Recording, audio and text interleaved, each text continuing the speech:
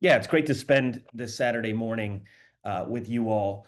I'm always impressed with social workers who are able to do continuing education on weekends. That's pretty impressive. I know it's a busy week for you guys, so to log in on a Saturday morning and do some more work, I know can be tough. I'm going to try to make this presentation as interesting and as engaging as I possibly can. But we are talking about a topic that I am incredibly passionate about, but also a topic that I think, if we're being brutally honest, the profession of social work hasn't always done the best job around, to talk specifically about um, the trauma of boyhood in the ways that boys and young men both experience trauma, uh, uh, express it, the narratives that they create from it, the options that they have to go to, in the way that those wounds kind of impact them, are simply something that our profession hasn't given a lot of time to. So I hope, as is the case with any presentation that I do with any group of social workers, I hope that we can all walk away both with a new understanding to how, or around how boys experience trauma, but also some very tangible strategies and skills and techniques that you can take directly into your work with them. So with that said, I'm excited to get going, and I'm seeing everybody mention where they're from. I should probably mention I'm logging in this morning from home in Austin, Texas. Uh, so let's start here, and I want to see if we can use the chat here a little bit. I think we all come to this conversation. There's a reason that and I'm going to tie this directly to trauma here in a second.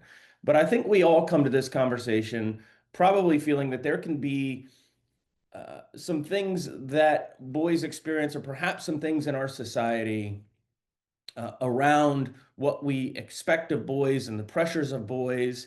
And when we think about masculinity, really that is kind of the expectations, the pressures, the norms that are kind of imposed upon boys and young men in our society. So if I were to ask you, what might be some of the more unhealthy pressures and norms and expectations that we have for boys and young men in our society. If you don't mind, in the chat, just kind of drop some of those in. I'll give an example. One might be that it's not okay. Oh, somebody already got it.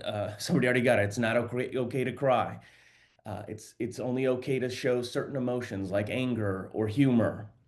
So I'm going to just read these as fast as they come in. There we go. We can't talk about our feelings or emotions. Samantha, you got to be strong all the time. Debbie, uh, yeah, that I got to be strong no matter what. You got to always act like a man. You got to hide your emotions. You got to be the provider all the time. Be tough. Be a gentleman all the time. Good. Well, let's do a couple more. These are great. Feel free to drop in multiple. If you've already dropped some in, drop in. You got to be the protector. You got to like boy things, tough it out. You guys are great. You got to be a leader. All right. Can't lose your temper. All right. That's good. We'll stop there. You can feel free to keep dropping them in if you'd like, but there's kind of a point that I want to make here, right? And that's that um there are a lot of things in boyhood, a lot of expectations and pressures and norms that we often don't talk about, right? And one of the things that I want to do in this presentation this morning is really better understand, especially for boys who are experiencing trauma, how they make sense of those messages, how they process them, the narratives that they build out of them, and really give us a better sense of of why they might engage in some of the behavioral adaptations that they do. And I want to start with the work of someone who I think offers a lot of insight in this space, Carolyn Heldman, who's a professor at Occidental College, and she studies the links between kind of how we socialize boys and violent behaviors later on in men and in teenagers. But I think she has a really, really good kind of definition here around masculinity. And she says, we raise boys to become men whose very identity is based on rejecting the feminine. And then we're surprised when they grow up to fundamentally disrespect women. So there's a couple of things I want to note here. I want to focus on the first part of this sentence here. We raise boys to become men whose very identity is based on rejecting the feminine. Uh, Throughout this presentation today, I'm going to tell some stories from my own practice. I've worked in child welfare, foster care, juvenile justice system for 25 years now, dating back 25 years ago. My wife and I were live-in house parents at a children's home, and we lived with teenage boys for several years. And these were boys in the state of Texas who had survived and endured some of the most horrific trauma, sexual trauma imaginable. And they would live with us for a couple of years in hopes of healing some of those wounds, regulating some of that stress, developing some skills, strategy, feeling a little bit safe in hopes of eventually going to live with a family, be it a foster family or an adoptive family, or perhaps back with their family of origin. I also do a lot of work with teenage boys who are in prison for violent crimes. I do a group on masculinity, trauma, um, in authenticity, wholeness, and in that work, I see this over and over and over again. Uh, and I'll also share some stories from my own life. I grew up with a very abusive, very hyper masculine father who was very narcissistic, very coercive, very controlling, um, wielded power in these really, really harmful and manipulative sorts of ways. So as I talk right now about the experiences of many of the young men and many of the boys that I work with, I also talk about my own experiences here, but really kind of a common theme of growing up in an environment where your very identity, and Carolyn Heldman said, is based on rejecting the feminine. For myself and for a lot of the boys and the young men that I work with, it's much more than a rejection of the feminine. Their identities are kind of built around whether it's messages they receive in their family, messages they get, cultural messages, societal messages, friends, peers, sports. It's even more than a simple rejection of those things that we have feminized in society. Um, but it's really an identity that is constructed around and built around an absolute disdain or almost hatred for those things that we have feminized. So the first example somebody put up here is boys don't cry, right? And so imagine building your identity, or at least a big component or part of your identity, around this message. The worst thing that I can do is cry like a girl. Uh, and so what I want to do next is I think it's really, really important for us to think about and to operationalize and define or better understand what are some of those things in society that we have feminized. So let's go back to our chat here. So I'll start with an easy one, crying, right? Crying or expressing sadness is something in society that we've kind of feminized. So let's jump back in there and jot down just anything in society that we have kind of feminized for boys, things that boys might construct an identity around rejecting or having a disdain for. Makeup and clothes, Samantha, great.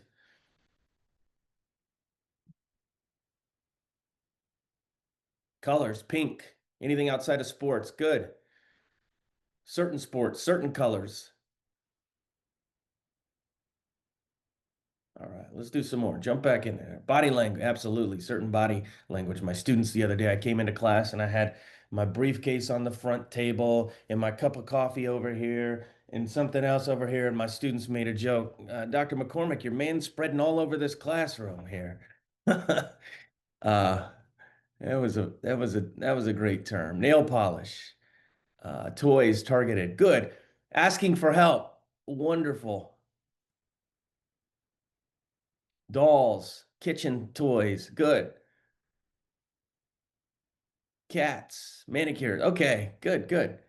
Now let's think about some of the more interpersonal things, like expressing emotions, connection, relationships. What are some things here that you think we've kind of feminized in society? Somebody mentioned asking for help. Hugging, good.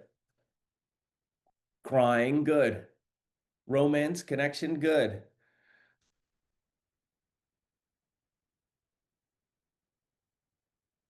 Needing love, intimacy, affection with their fathers, sharing their pain. Oh, you guys are going fast now. Good. Saying I love you, expressing grief, showing affection to friends, being nice to women. Yeah, they're called, that's the term, simps. Caring, sharing their feelings, intimacy and care. All right, we got it. We got it. Great job. So I want to spend some time here because this is going to be really, really important to this conversation this morning. Now, there are a lot of things in our society that we have just deemed to be feminine, that we've sort of feminized. Sharing our feelings and emotions. For so many of the boys that I work with, any emotions really outside of anger and humor are off limits to them. So they can experience and feel shame and pain and hurt and sadness and vulnerability and this full range of emotions. But to feel those in perhaps more importantly, even to express those to somebody, that has been feminized.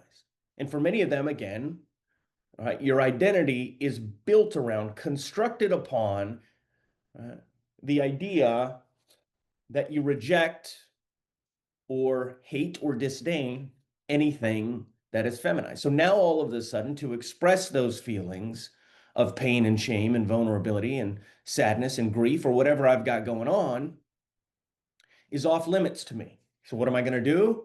I'm going to convert that immediately to those emotions, one, that I'm more comfortable with, and two, right, we all do this, right? We engage the emotional adaptation, the emotion that threatens us the least. And for a lot of boys, that's anger or humor. I'll sit in our group sometimes, and when things get really, really heavy, or somebody's sharing something, really, really personal or vulnerable, you could feel it in the room.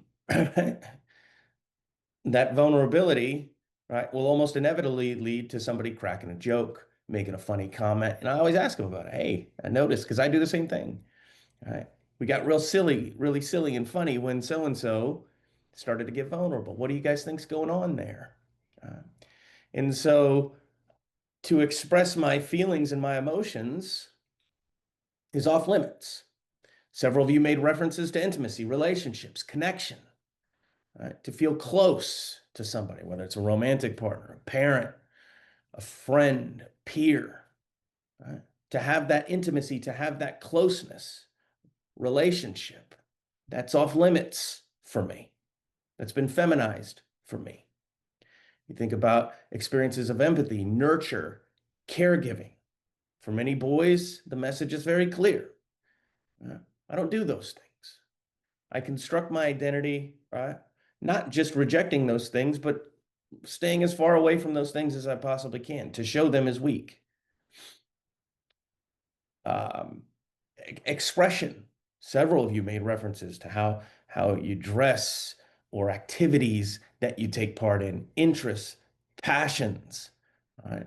That expression, as we're going to talk about later on in this presentation, is actually a really, really important part of who I am, who we all are, to be able to express ourselves in the ways that most closely align with our authentic self.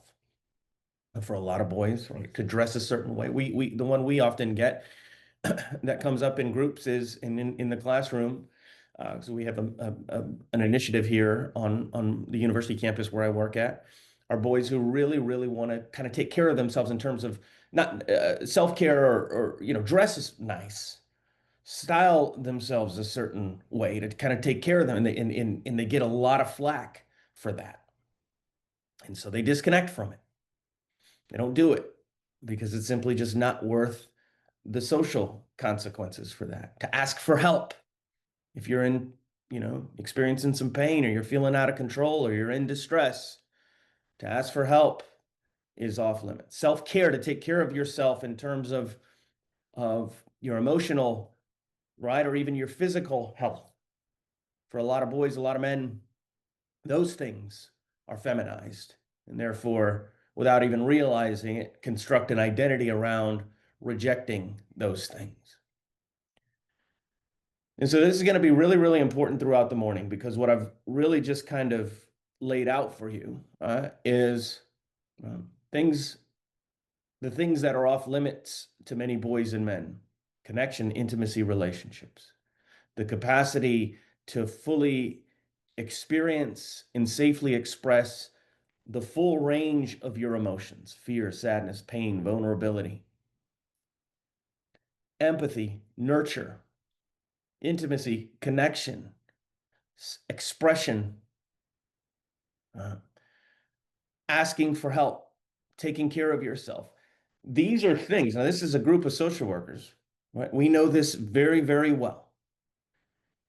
It is impossible for any one of us, regardless of our race, gender, socioeconomic status, it is absolutely impossible for any of us to be happy and healthy, and certainly to be whole and fully authentic, if those things are off limits to us. Those are the things that we need in life the most to be healthy and whole, right? Emotional expression, connection, relationships, nurture, compassion, empathy, closeness, passions, hobbies, right? These are the things that any one of us, regardless of our experiences in life, would need to be healthy and happy and whole. But as social workers, we also know this, perhaps better than any group on the planet, that if a child especially, or a young person, experiences trauma in any form, acute trauma like abuse, domestic violence, family violence, emotional, psychological, relational trauma, the trauma of growing up with an addictive parent or a dysfunctional family, the traumas, right, that are chronic in society, growing up in the shadows of immigration, poverty, LGBTQ kids growing up in perhaps homes that are rejecting or not fully affirming and accepting. When a child experiences or trauma of any sort, of any kind, what any one of us on this workshop would say is, oh, the things that they need to heal from this trauma, right, are connection, relationships, closeness, and intimacy. People, that's how you heal trauma. We all know that. Their environment, an environment where they're able to fully be authentic and express all of these difficult emotions that they're now experiencing as a result of this trauma. Passions, hobbies, interests, things that they're really so not only would a child absolutely need all of these things to be healthy and happy and whole, these things are all the more important to a child who has survived or endured the traumas of life, especially things like abuse and family violence. But the very things that you would absolutely need to heal, because you don't heal trauma any other way, unless you know something that I don't. The only way that I know that children especially, heal the wounds of trauma is through connection, relationships, people, support, closeness, intimacy, being able to give words and meaning to these really big feelings that they've experienced as a result of this trauma. To have outlets and expressions, right? And ways to express themselves that are safe, but more importantly, that fully align with who they are. And so we may not think of this as that big of a deal. We raise boys to become men whose identity is based upon rejecting the feminine. But when it comes to survivors of trauma, it's actually a really, really big deal. And we'll talk about the second half of this quote here in the second half of this presentation. What are the consequences of that? What does it mean when we perhaps even unintentionally, or maybe even in what we think are subtle ways, reinforce this message that the worst thing that you could possibly be is feminine? The worst thing that you can do is cry like a girl or show your feelings like a girl or dress in ways that are not deemed to be masculine like a girl. Express yourself in these ways. Right? What is the message? What is the narrative? What does it say to these boys about girls and about anyone who deviates from these ideas? And what role does that play in kind of contributing to this hierarchy that we know exists, these one over adaptations to trauma, power over, control, narcissism, grandiosity, coercion, manipulation, gaslighting? Those come from somewhere. And what we have to do in workshops like this as a profession is better understand where those behaviors come from. Right? I run a group for a long time. I ran a group with dads in CPS who perpetrated family violence. And I used to say all the time, right, these guys don't wake up one morning, master, PhD level coercive control, gaslighters and manipulators.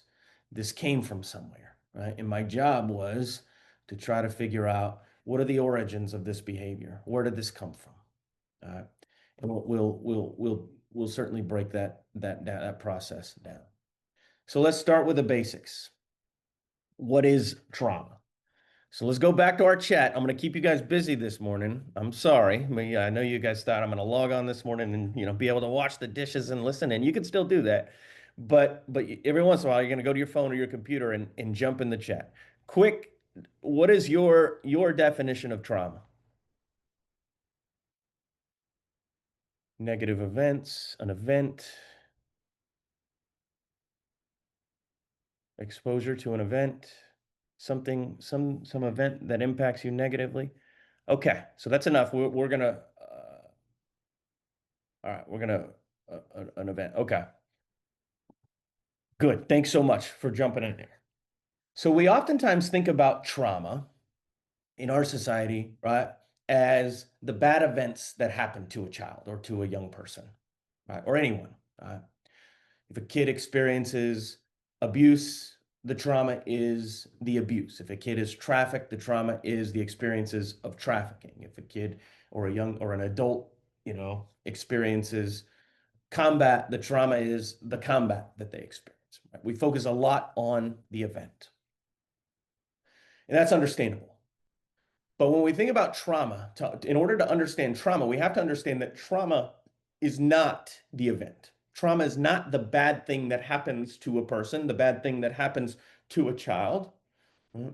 Trauma is the wound, right? The internal, right, psychic wound that somebody experiences, one, as a result of the bad things that happen to them, the event. So if a kid experiences, let's say, physical abuse from their father, the trauma is not the physical abuse. The trauma is the hurt, the pain, the messages, the narratives that they construct about themselves and about the world, the ways that they adapt to that.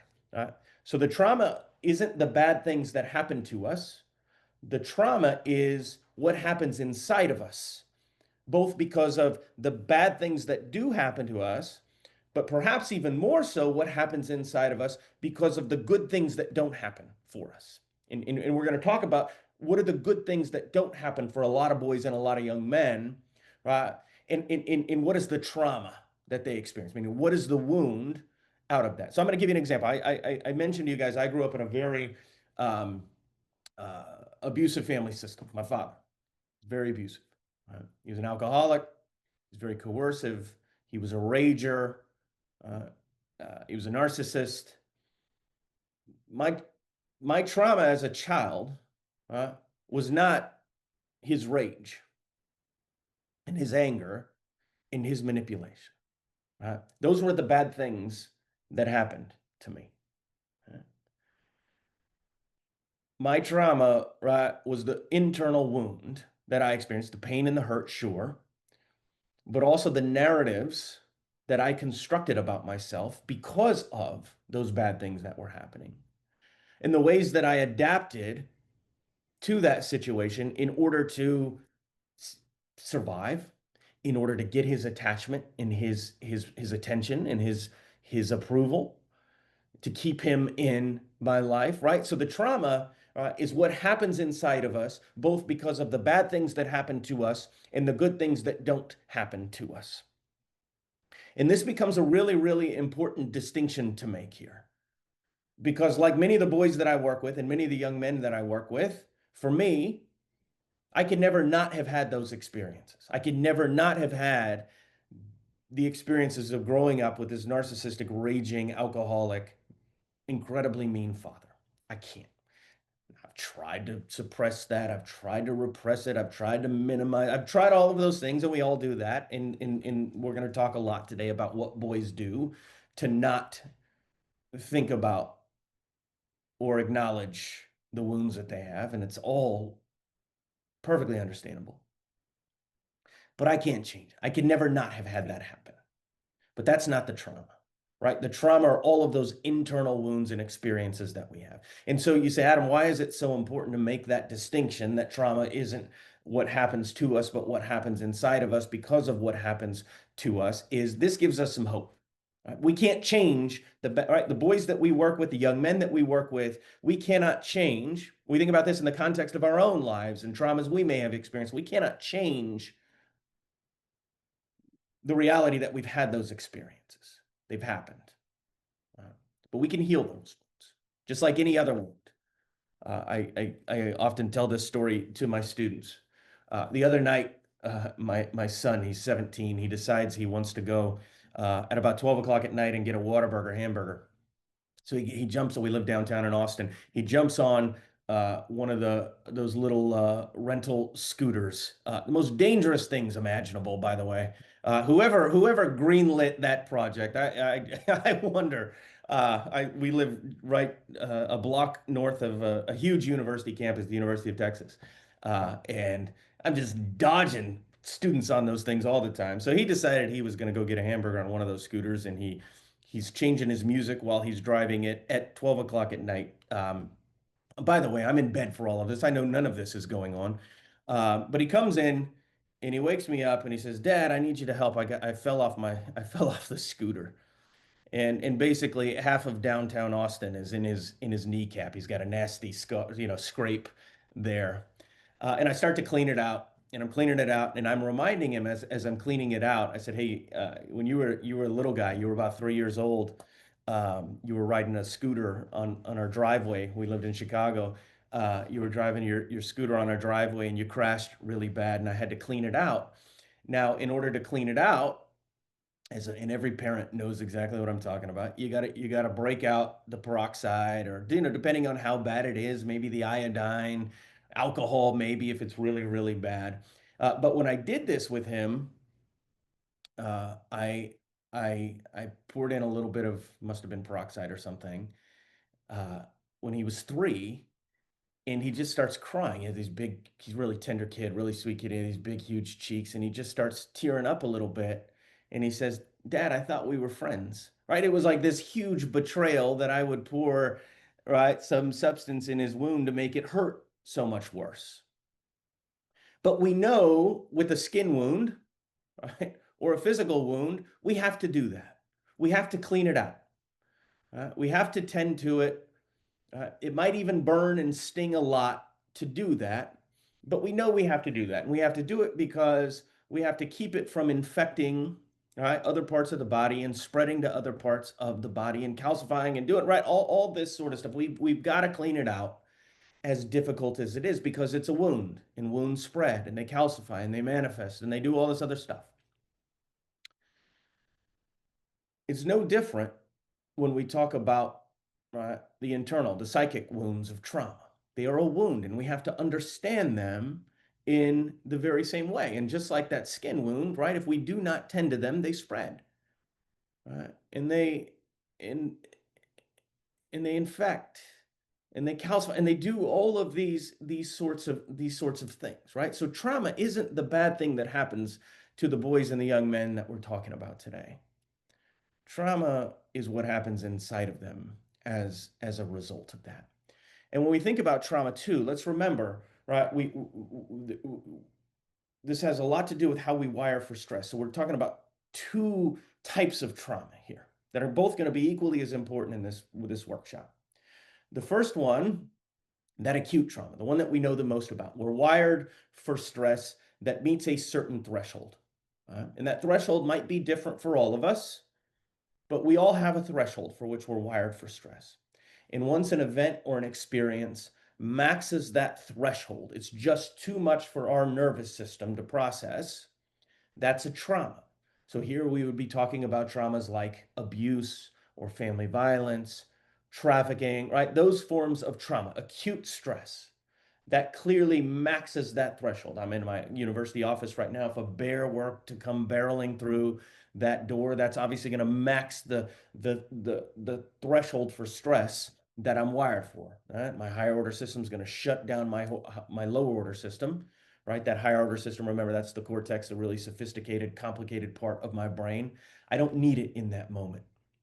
It's too stressful for my nervous system. I don't need to know, oh, what are the origins of this bear? What was that, a Canadian bear, an Alaskan bear? No, I need to survive this bear attack. So my low order system, to protect me, to help me survive, my low order system is going to shut down that higher order system, right? And help me either to fight the bear, probably not a good idea, run from the bear, flee, fight, flight, flee, or freeze, fright, dissociate. Slow down my heart rate, slow down my blood flow, send a mass amount of opioids to numb me, right? For this, my brain is basically saying, hey, you're about to experience a really, really bad injury. That's okay. I'm going to help take care of you. We're going to preserve your blood. We're going to slow down your heart rate. We're going to send this mass amount of opioids throughout your brain to numb you from this physical injury so you have a shot to survive it. All right.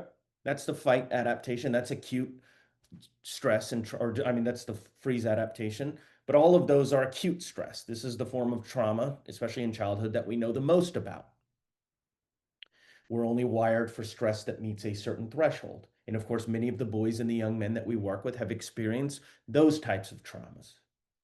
Threshold trauma, acute stress. But we're also only wired for stress that is temporary. And once an experience or a relational dynamic, right, maxes that temporal period for which we're wired for stress, that too becomes a trauma. So if you think about kids who grow up in abject poverty or homelessness, you think about kids who grow up in homes where their identities or their sexualities, they have to hide or conceal, or their world is just an emotional landmine because of the rejection and the hostility that they have to deal with. I did a training a couple months back for agents of change on the experiences of children growing up in mixed status and undocumented families, especially right now, growing up in a constant state of alarm, fear, distress, worried that your family is going to be torn apart. Don't know if your parents are going to be home when you get home at the end of the day. These are chronic stressors, but they impact the nervous system in ways that are much more similar than different as those acute stress systems. In fact, I teach a child trauma class to graduate students, the neurobiology of trauma. And I show students brain scans of young people ages 9 to 12 who've grown up in the Texas foster care system and experienced some of the worst sexual abuse imaginable. And we look at their low order trauma stress response systems and compare them to kids without that type of trauma. And the students right away are able to see all of the differences in their amygdalas, their stress response systems, in their nervous system, in their brains. But then we compare them to kids who have grown up, 9 to 12-year-old kids who have grown up in the poorest neighborhoods in America. And they're almost indistinguishable, the kids with the sexual abuse and the kids who grew up in abject poverty like that. We're not wired for either level of stress. And so this becomes really, really important when we think about like the relational trauma that many boys grow up in. Right? You grow up with an alcoholic parent, a narcissistic parent, a really toxic family system. Not only are you having these experiences, sure, it's going to impact your nervous system. Uh, there's no identity or gender or race or anything that anybody can have where their environmental experience doesn't impact their nervous system. But everything that they would need to heal those wounds, to give words to those wounds, to process that and regulate that stress are almost off limits for them. Uh, and so we do want to really understand what trauma is and what it isn't. Um, this is a framework that I love. This one, perhaps for this population, has as much or more utility than any other group that I can think of. This is a framework that was actually coined or developed by a trauma physician in Vancouver, Canada. His name's Gabor Mate. Many of you might know him. He's become very well known in the last several years. Um, but he's worked his entire life with survivors of trauma. He does addiction work in an area of Vancouver that is uh, has some of the highest rates of addiction in the entire world. But what he looks at here are the two most important components of childhood. And as social workers, I think we kind of understand at least one of these really, really well. So we'll start with the first one, attachment. Now, this is the most studied phenomenon in child development. But for really, really good reason. In fact, I always say I've never met a social worker who's ever told me, oh, I feel like I know too much about attachment. No, we want to know more. We're hungry for it because what we realize in our work is how important it is. So I want to illustrate here kind of how important it is. So I put this picture, and I want to make sure my slides are advancing, Bonnie. Okay. Like right now, there's a picture of a baby. Okay, good. So let's look at our little baby here. Let's imagine that this is my son. We'll call him little Adam here. And let's say he just turned a year old. And I said, okay, Adam, hey, you and I, buddy, we had quite a run together. Boy, what a year we've had. But it is time for you to launch. It's time for you to get out there on your own and go make things happen. Here's a briefcase and a cute little top hat and some fancy little shoes. And here's a bus pass and a Bic shaver. You get out there, buddy, and you go make it out on your own. Good luck. Call me at Christmas time. Uh, if I were to ask you how long little Adam's going to make it out there on his own, you would think I was crazy, right? You're social workers. You would already be reporting me to CPS. You can't, you can't unleash a 1-year-old out in the world on their own. They wouldn't survive 10 seconds out there. And they don't survive because he needs me. And his little nervous system recognizes and knows very, very well that he needs me. He needs me to take care of him. Right? He needs me to keep him safe. And this little guy, perhaps without even realizing it, is going to do everything that he can to make sure he doesn't lose me because he needs me. That's attachment. And right now, what he needs is my care. He doesn't survive without it. But as he gets a little bit older, that attachment, right, becomes both attachment and belonging. He doesn't just need my care. He doesn't just need my love.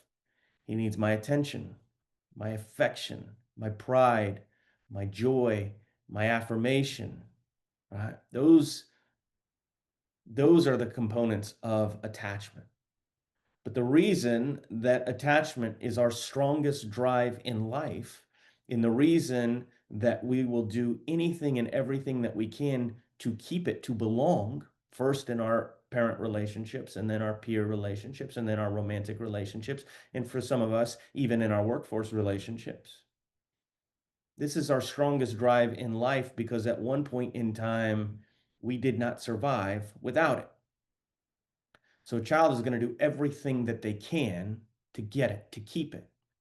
And my greatest job, and I teach a lot of parenting classes, especially for like foster care or child welfare families, folks who've had their kids taken away and foster parents who are caring for kids in foster care.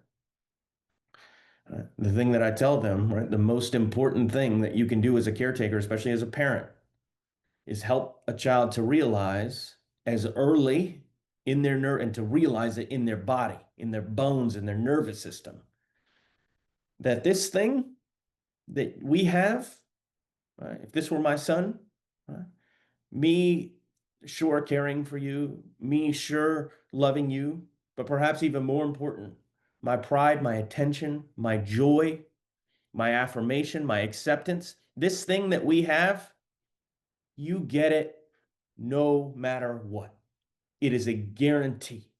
It is non-negotiable, meaning there is nothing that you can do or have to do to get more of it.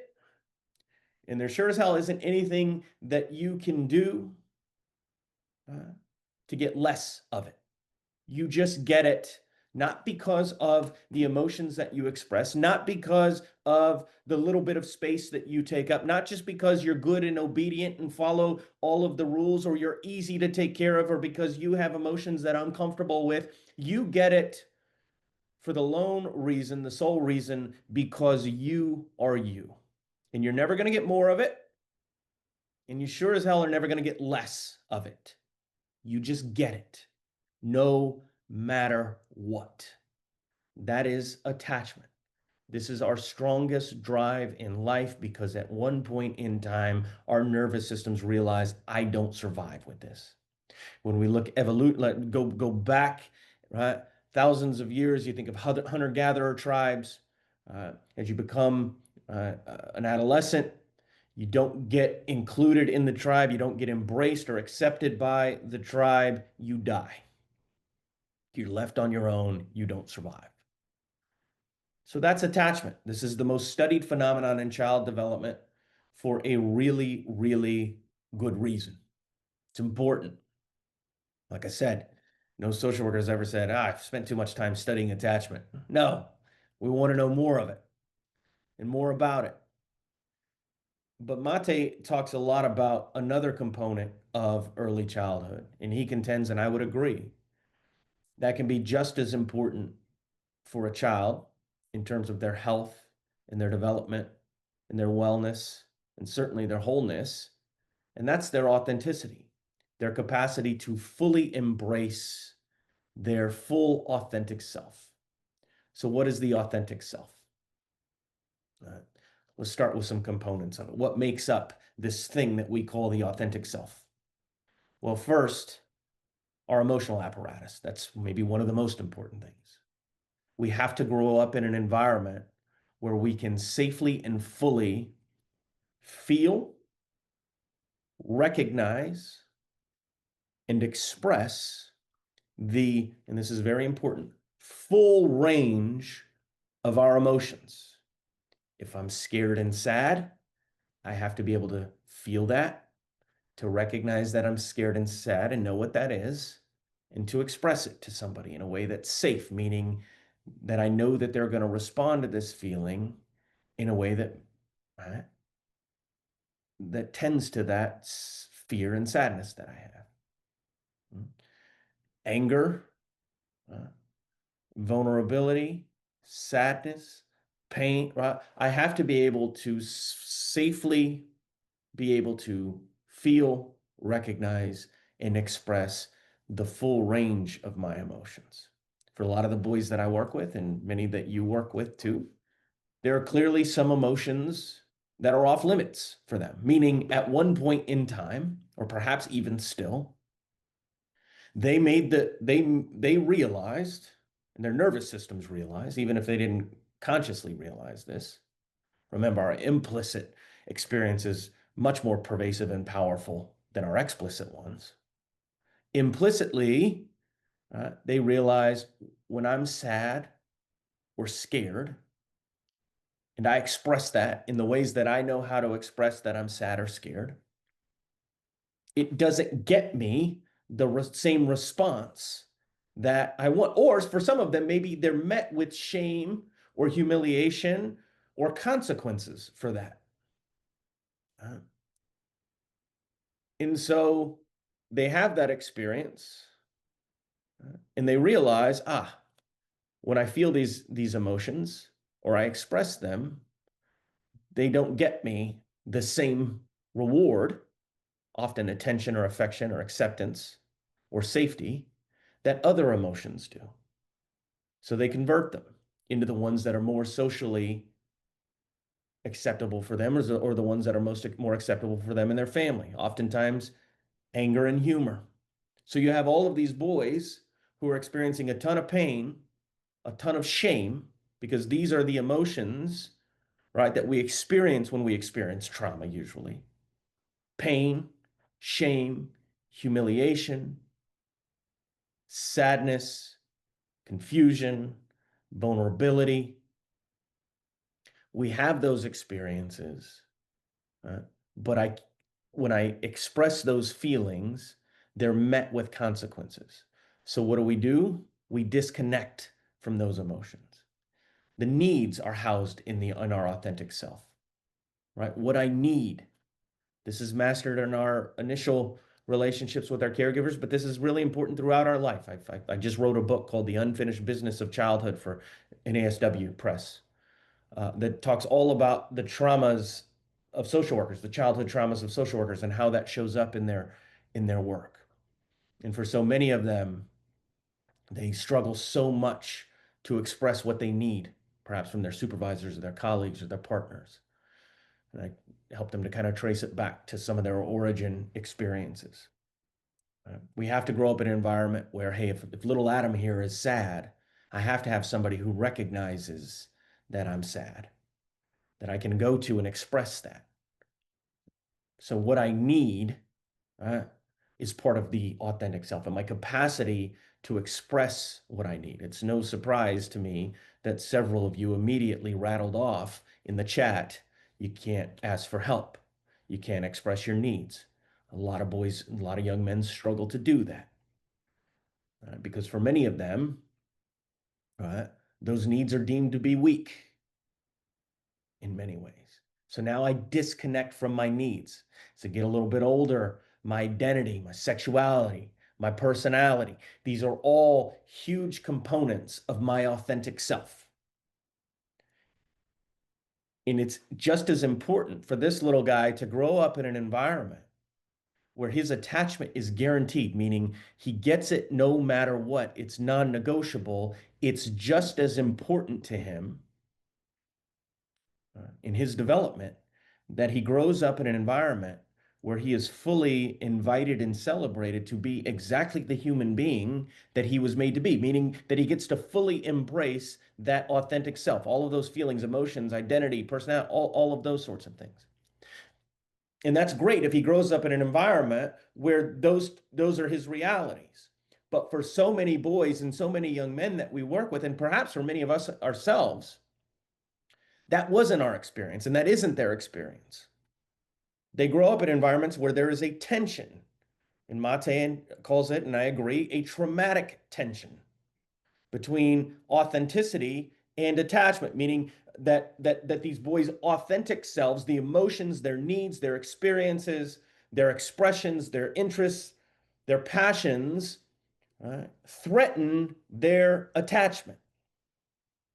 When I engage this part of myself, there are huge consequences to my belonging and my acceptance, whether it's my attachment with my family, my peers, my coaches, my teammates. So now there's a tension here. And the reason that traumatic tension, I think, is the appropriate word here is trauma at its core is a disconnection from the self. Perfectly easy to understand if somebody experiences something like abuse or some big trauma. Of course, you disconnect from your authentic self.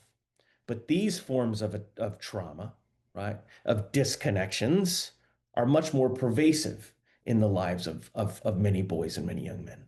Not to mention the fact, right, that they encounter worlds that are kind of riddled or saturated, with a whole bunch of triggers and stressors and reminders. Remember, when I have a traumatic experience, whether it's an acute experience of something like abuse, which we know boys especially are experiencing at really, really high rates, but also even some of those chronic stressors, right? Those experiences get stored up in the lower order systems of our brain. to keep us safe later on, should we encounter them later on. So if I've been attacked by a bear in my past, and a bear comes barreling down the hallway, my nervous system is going to say, hey, this looks and feels a lot like things looked and felt when they went south, when they went bad before, so that I know how to respond to that. So now all of a sudden, uh, anything in my environment that faintly resembles anything from my past where there was a threat to my safety, threat to my survival, and I'll talk later on about relational triggers, how those manifest a little bit different, right? That can get stored, right? Or that if that even faintly resembles, remember, our lower order system always gets first dibs on any experience, especially any new experience. So if you're working with like kids in foster care, kids in a juvenile justice system, kids who are bouncing around schools, especially when you have a lot of trauma, new environments, novel situations, new people can be really, really threatening for you. For some kids, I think about like kids in foster care, their little nervous systems, 4 times a second will run a scan. And that scan is assessing one thing, safety. Am I safe? Am I safe? Am I safe? Am I safe in this new environment, with this new person, with this new social worker, with this new foster parent, in this new school, in this new classroom? In their nervous system, what it's doing, it's assessing current environment versus past threat. And if anything in this environment even faintly resembles anything from their past where there was threat, that's going to be a trigger for them, meaning it's going to keep them in that lower system, right? Or if it's really, really threatening, really a really heavy reminder, it's going to flood their lower system. And these things can hang around forever. I'll tell you a quick story here of a trigger that I had, just to give you a sense of how long these can hang around. Just a couple years ago, my wife and I are laying in bed at night, and she's taking off her nail polish from the day. Uh, and she pulls out some acetone nail polish remover, and she starts clearing off her nails. And for whatever reason, the smell of that acetone was irritating me, and no understanding why. But I'm like getting upset. And I'm telling her, maybe you should take that outside. Should we breathe in this in? Is there something else? And she's just like, what is going on over there? This isn't like you. I've never heard you complain about a chemical before. You're usually pretty easygoing. Like, what is going on? And of course, I know enough about trauma to know that whenever our response in the moment is disproportionate to the moment, it has nothing to do with the here and the now and everything to do with the there and the then. This doesn't have anything to do with acetone and nail polish remover right now. It has everything to do with something from our past. Right? That's how trauma works. And so the next day I'm on my morning run and I'm trying to figure out what the heck happened last night with you, Adam. And it didn't take me long to remember this moment where when I was about 3 or 4 years old, my older sister was painting my fingernails. Um, Before my dad got home from work, he ended up getting home from work early. He walks in the door, sees his son, 4-year-old son, who he's already really disappointed with because I'm pretty sensitive and very timid and maybe a little bit more effeminate than he would like. And he just loses it. Worst thing possible. Now I got this timid, sensitive kid with bright pink nail polish on his fingers. And he pulls me by the head into the bathroom and he starts washing off my hands, right? My fingernails. Well, that's going as well as you can imagine. It's going to go well in terms of getting that polish off. So my sister, realizing that, and panicking as she would often do when he would get like this, she comes running in and just starts freaking out and dousing me with this nail polish. And it's splashing in my face and my eyes and my nose. It's just this chaotic scene. Clearly maxes that threshold for which any 4-year-old child would be wired for stress, or 8-year-old child for her too. Big trauma, I'm sure, for both of us. But this is a chaotic scene, right? Stressful experience. stressful experience gets stored up in that low order system for later, should I encounter something like this in the future.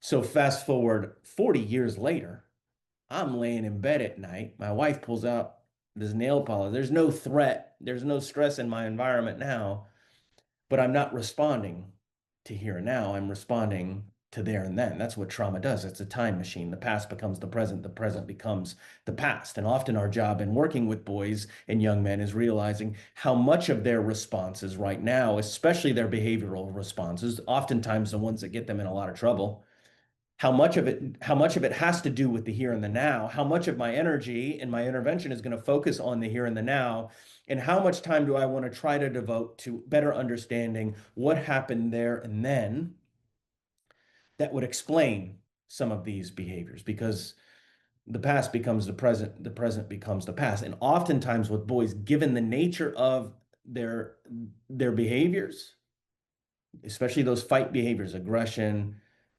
attention, focus, deficit, right? Distraction, disruption, risky behaviors, risky sex, risky substance abuse. We don't frequently think about those as trauma responses or adaptive responses to trauma. Uh, and so I want us to think about this framework, right? Those moments where for boys, their authenticity threatened their attachment. Which one of these is going to win? And I'll give you a hint almost every single time. Think about this baby in a briefcase. Survival, right, is going to win. Attachment is going to win. So attachment then trumps authenticity. And what boys do and what men do and what all of us do is we disconnect from that authentic self. And for many boys on your caseloads, many boys and young men that you're working with, childhood especially, but this doesn't end in childhood, right, becomes a series of disconnections from the authentic self. I just disconnect from it, move further and further and further away from it. Uh, and that's trauma. Trauma at its core is a disconnection from the self. Uh, and so now they don't know who they really are, let alone it is these authentic parts, authentic connection, emotions, needs that heal the wounds of trauma. That's the part of us that we need the most to heal the wounds of trauma. And for many of these boys, they're so far disconnected from who they really are and their authentic selves. And perhaps our work might want to focus a little bit more on helping them to reconnect. Because here's the thing about the authentic self. We leave it. Every one of us in this room has done this, a variation of this at some point in time. We disconnect from it because we had to survive, to attach, to belong, to stay safe, to take care of our families, to be the hero, the people, whatever we had to do. We disconnect from our authentic self for the lone reason that we have to. We disconnect from it. It doesn't disconnect from us. It's waiting there for a reunion. And for a lot of these boys on your caseloads, I can promise you this, and in running this group now for 10 years, these can be very healing and cathartic and powerful reunions for them to make. For one of my groups, the third session, I have the boys in between weeks call home, or when you have your family visit with your mom or your grandma or whoever, I want you to ask them what you were like as a small child. And I show them little pictures. What were you like when you were 2 or 3, especially around your emotions and how you expressed yourself? How would they describe your personality? So we come back in that session. And of course, these are all kids who are very typically emotionally stoic, many of them very angry, many of them very closed off. I say, okay, what'd they say? Oh, my grandma said I was just the sweetest kid. I would cry all the time. I was a grandma's boy. I was a mama's boy. Anything going on in my heart, in my mind, I would just share it and say it. I would run around the house in cowboy boots and a cape. And I tell them, this is authentically who you are. Right? That is the you that you've disconnected from. And I will, of course, help them to realize for very good reason and how it was rooted in their survival and attachment and belonging and all of that sort of stuff. But I also want to remind them that that little authentic self is still there.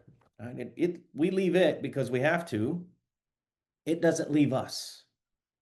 So there's opportunity for some reunion and some connection there. What I want to talk about next is the narrative nature of childhood trauma and some of the stories that these boys have constructed out of their experiences. And let's think about this in our own context. Many of you maybe were recently students, or you can remember back to when you were students. If you had a teacher or professor who were explaining a really, really difficult concept, theory, for us in social workers, that's the one that always gets students, right?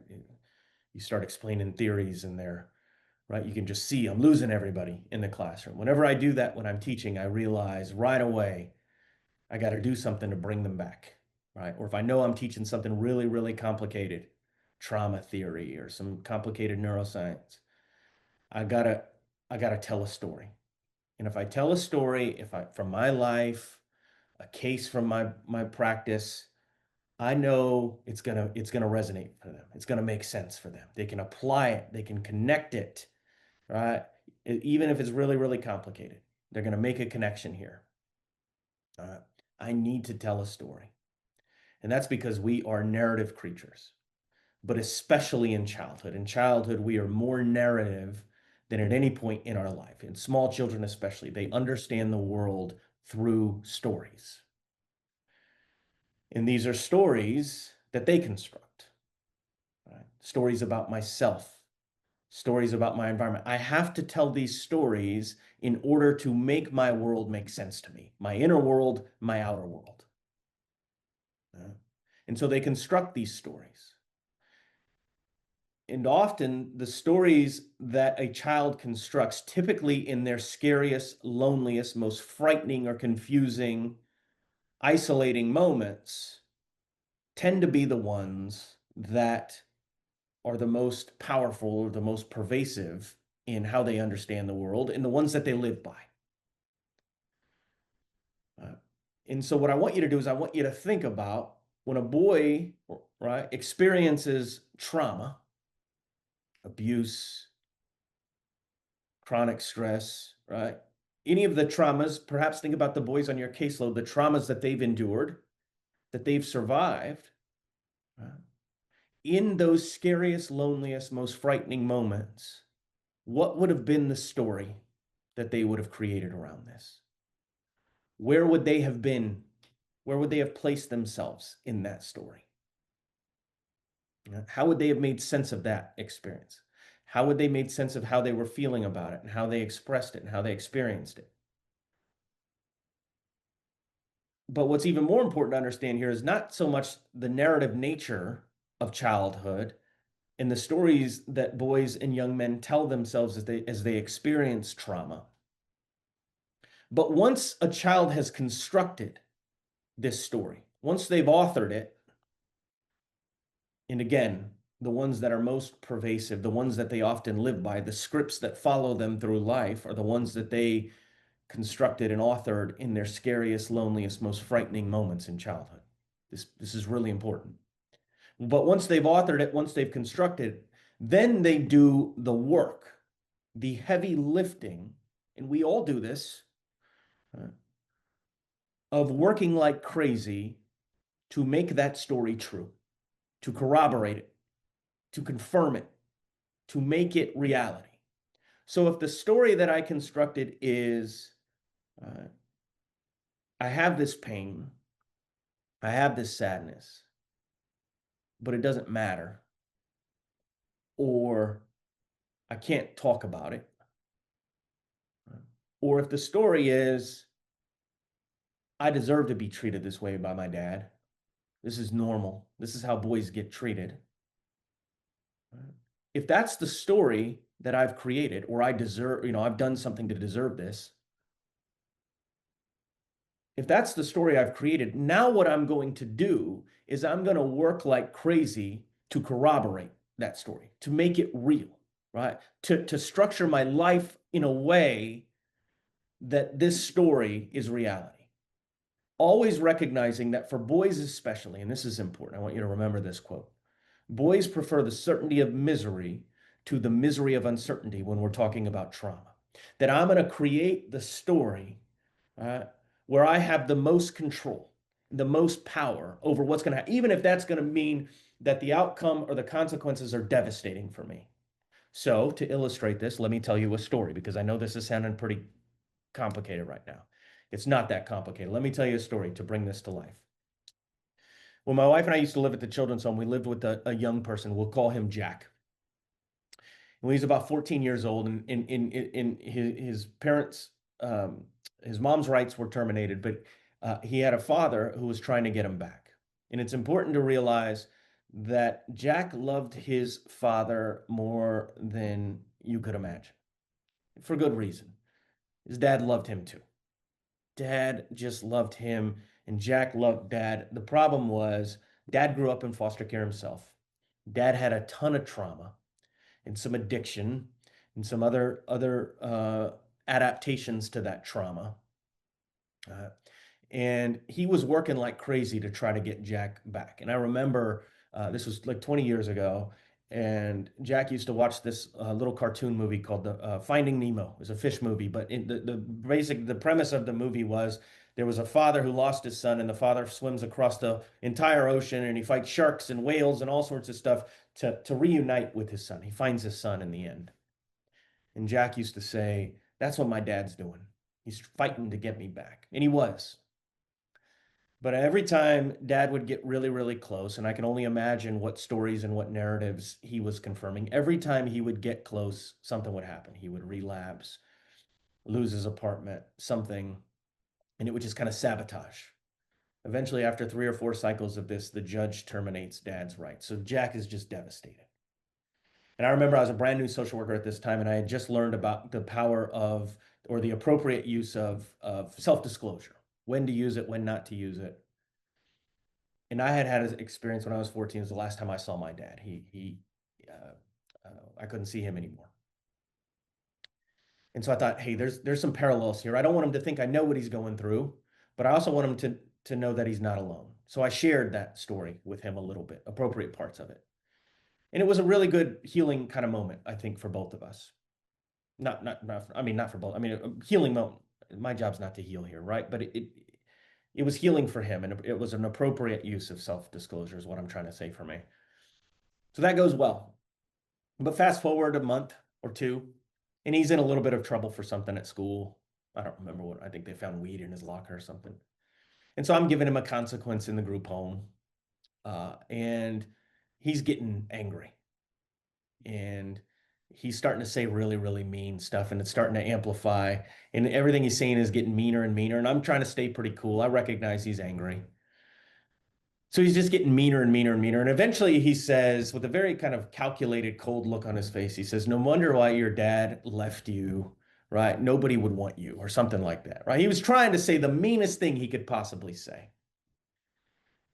Kids prefer the certainty of misery to the misery of uncertainty. I know now exactly what he was trying to do, right?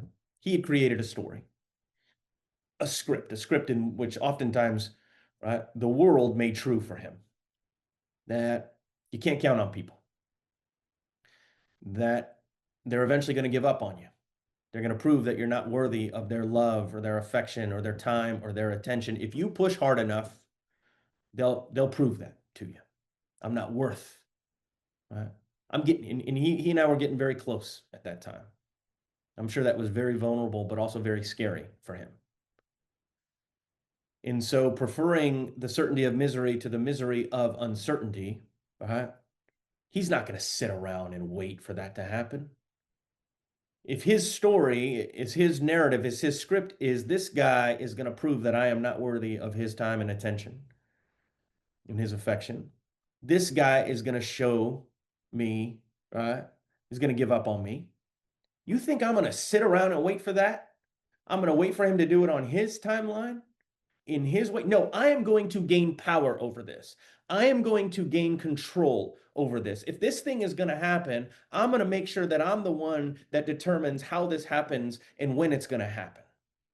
So I'm going to say these really, really harsh and mean things as a way to kind of sabotage this relationship and blow it up before this grown-up decides to blow it up and I get hurt in the aftermath of that. See, when we have trauma, uh, we have an adaptive response. And I put these adaptations into two categories. And a lot of us can resonate ourselves with the first one. These are one under adaptations, meaning I have to go one under you in childhood or one under people to get control, to get belonging, to get attachment, to get connection. So, what does that mean? That might mean I have to people please. I have to be the family hero and meet everybody's needs. I have to be the emotional caregiver in my family system. I have to be the imposter in my family system. I have to I I have to have this really really high threshold for being mistreated. I have to be an empath and read everybody to look for cues and absorb their inner experiences so that I can get some control. But most importantly, I can get belonging. I can get attachment. I can get connection. These are one under. We have a whole bunch of social workers, and I just wrote a book on this, a whole bunch of social workers who have these one under adaptations, especially to relational and emotional trauma. I have to go one under people. And that's how, and it might start as protective and survival, but then I get more identity out of it. I get more control from it. I get more belonging from it. So I do more of it. And the more that we lean on a wound and rely on an adaptation, the more that it grows, the more that we need it, to the point where we have professional social workers who are just chronic people pleasers, people pleasing, that is rooted in their origin experiences and trauma. So these are one under adaptations. I have to go one under people to belong, to get control. Without realizing it, maybe to even get some power. Perfectly adaptive, perfectly understandable, brilliant to survive. For a lot of boys, though, because of the initial messaging that we talked about, those are off limits to them. In what is more acceptable in their environments and what is modeled for them and what they become familiar and recognizable. Remember, right, in childhood, right, with attachment, we bond around two things. Of course, we bond to who is close to us, proximity, typically our parents or grandparents or foster parents, whoever's taking, that's who we bond to. But more importantly, we bond around familiarity. We bond to what is most familiar, what is most recognizable in our environment. And for a lot of boys, right, these dynamics are very familiar. They're very recognizable. And they adapt to perhaps even the same trauma in entirely different ways, right? And these are the one over adaptations. I get power, I get control, I get belonging, I get acceptance by going one over people. I got to be better than, higher than, stronger than. I have to use power and control. And again, just like with the one under, the more that I use it, the more that I do it, the more belonging that I get, the more I rely on that adaptation, to the point that this is the only way they might know how to be in relationships. One over adaptations. So now I'm using power and control all the time, coercion and gaslighting all the time, right? To the point where, right, I can grandiosity, narcissism, even further, right? Antisocial stuff. I can go further and further down the continuum of these one over adaptations that at one point in time were rooted right, in a coping strategy, in survival strategy or attachment strategy to trauma. In boys especially prefer the certainty of misery to the misery of uncertainty, right? Meaning that they're going to do a whole bunch of stuff, often stuff that is not only problematic for them, but is eventually going to can become right, problematic and harmful to other folks, vulnerable folks, peers, kids with their bullying, girls, women, these one over, right? But we have to understand, where does this hierarchy kind of begin? We can go back to that initial quote from Carolyn Feldman or Carolyn Heldman, where she says, basically boys grow up with an identity that is constructed around rejecting the feminine, then we act surprised when they grow up to fundamentally disrespect women, right? There has to be a hierarchy here. And that hierarchy is oftentimes born out of this trauma and these experiences and these messages. Because after all, right, if the worst thing, if I'm a child and in my mind, the story that I construct here, the narrative that I create is the worst thing that I can be is like a girl. The worst thing that I can do is cry like a girl or express myself or like a girl or wear colors or play with toys like a girl, share my feelings like a girl, be vulnerable and intimate like a girl. After a while, what we have to wonder, right, and ask ourselves is if a boy is constantly getting this message, right, how are they going to make sense of it? Meaning, what the hell is it going to tell them about girls and about women and about anyone who deviates from these really kind of ridiculous expectations and norms and pressures around masculinity? Bullying of LGBTQ kids, bullying of kids who are vulnerable and expressive, dating violence in teen relationships, rape, sexual assault, glass ceiling, right? How we pay and compensate women, the ways that we value or devalue feminized labor, like in social work, caretaking and therapy, in emotional regulation, in transforming systems and advocacy and those sorts of things, right? How we compensate and how we value those things versus how we value what we consider to be masculine labor. Right? A lot of this is born out of these messages that we oftentimes kind of just deem to be normal or harmless in some ways. In reality, right, on the nervous system of boys, they're much more harmful, but on our society as well. These messages, right, how they're interpreted, how they're understood by boys, and how they're reinforced for many of them in every domain of their little social worlds, it actually becomes a huge threat to our society. So now I have this hierarchy, I have these power over adaptations. This is kind of the only way that I know how to be. And I'm going to use, and I don't have all of the other things that would bring me joy and pleasure and fulfillment and meaning and regulation in life. Because remember, those were off limits to me. So I do mistreat my peers. I do use power and control in relationships and coercion and gaslighting and coercive control and strategic use of shame and humiliation, strategic lying. I do maybe support or develop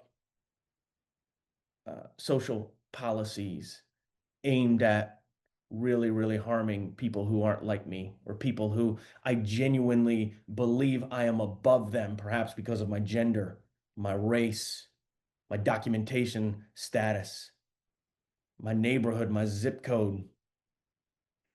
That's okay for me to do that. This hierarchy has to exist. And I think the question for our profession as social workers is where the heck does this hierarchy begin for these guys?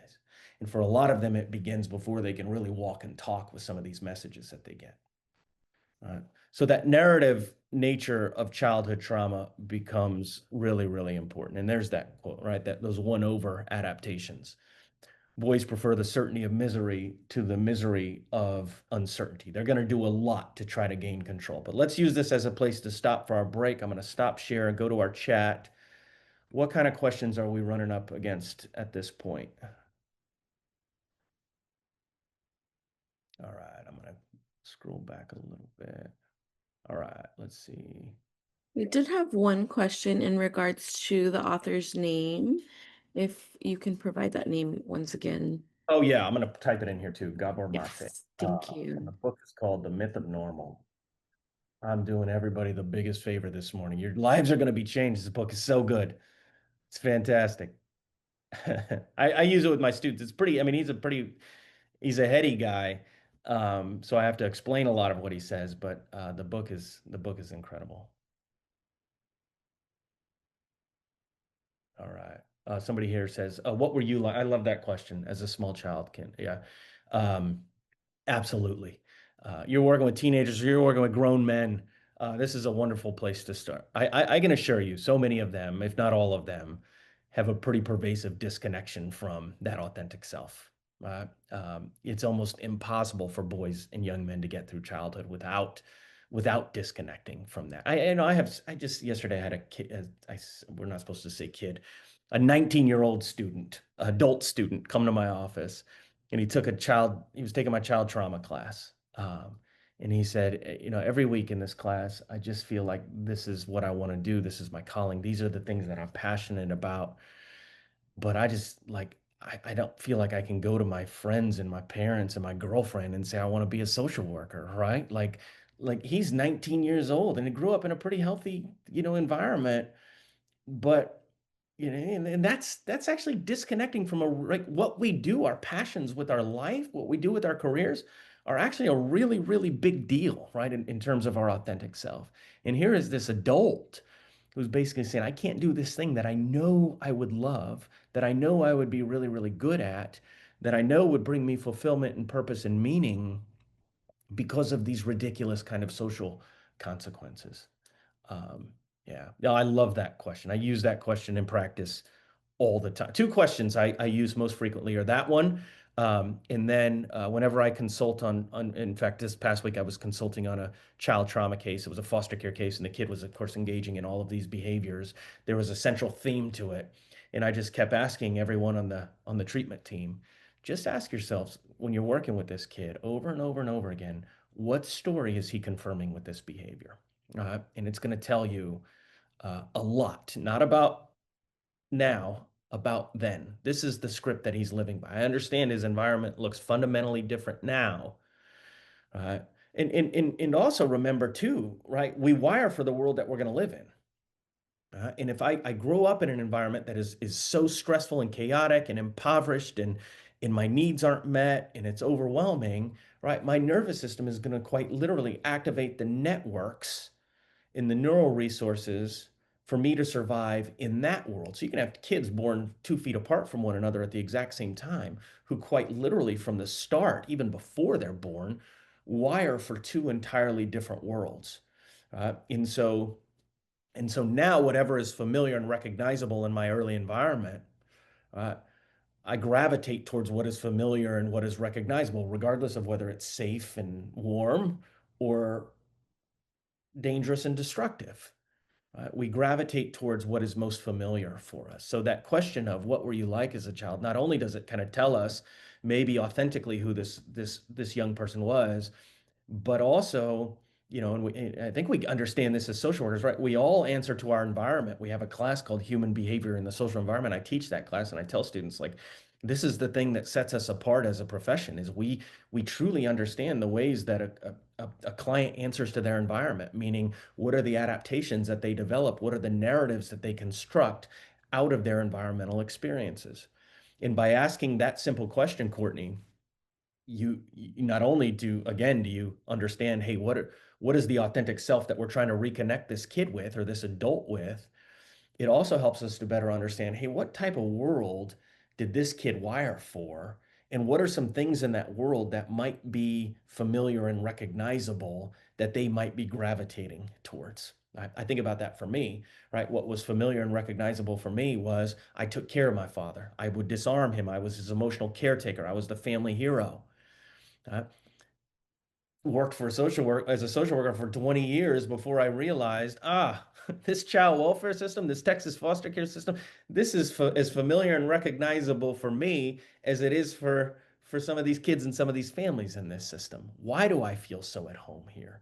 Why do I feel so um, okay with some of these dynamics that are unfair or really, really problematic in this system?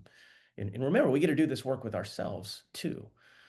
For so many social workers, I think making that shift from, with your clients, from the emphasis of what is wrong with you and what do you need to change and fix, and what are all the pathologies and deficits and problems in your life that you need to change and fix, right? Shifting from that to shifting to kind of what happened to you and how did you adapt to that? What did these adaptations do to help you get survival or attachment or belonging or safety, right? Like that works incredible for our clients. And I know a lot of us are doing that what happened to you work and kind of constructing our practice as social workers around that question. And that's wonderful. But also keep in mind that it works equally as well on ourselves. What happened to me, perhaps that pulled me into this profession, but also what are some of the adaptations that I may have developed at some point in life that kind of get reinforced or feel at home or are oftentimes rewarded in this work. Yeah, yeah. Great question, Courtney. I could talk the entire training just about that one question. I love that. What other questions do we got?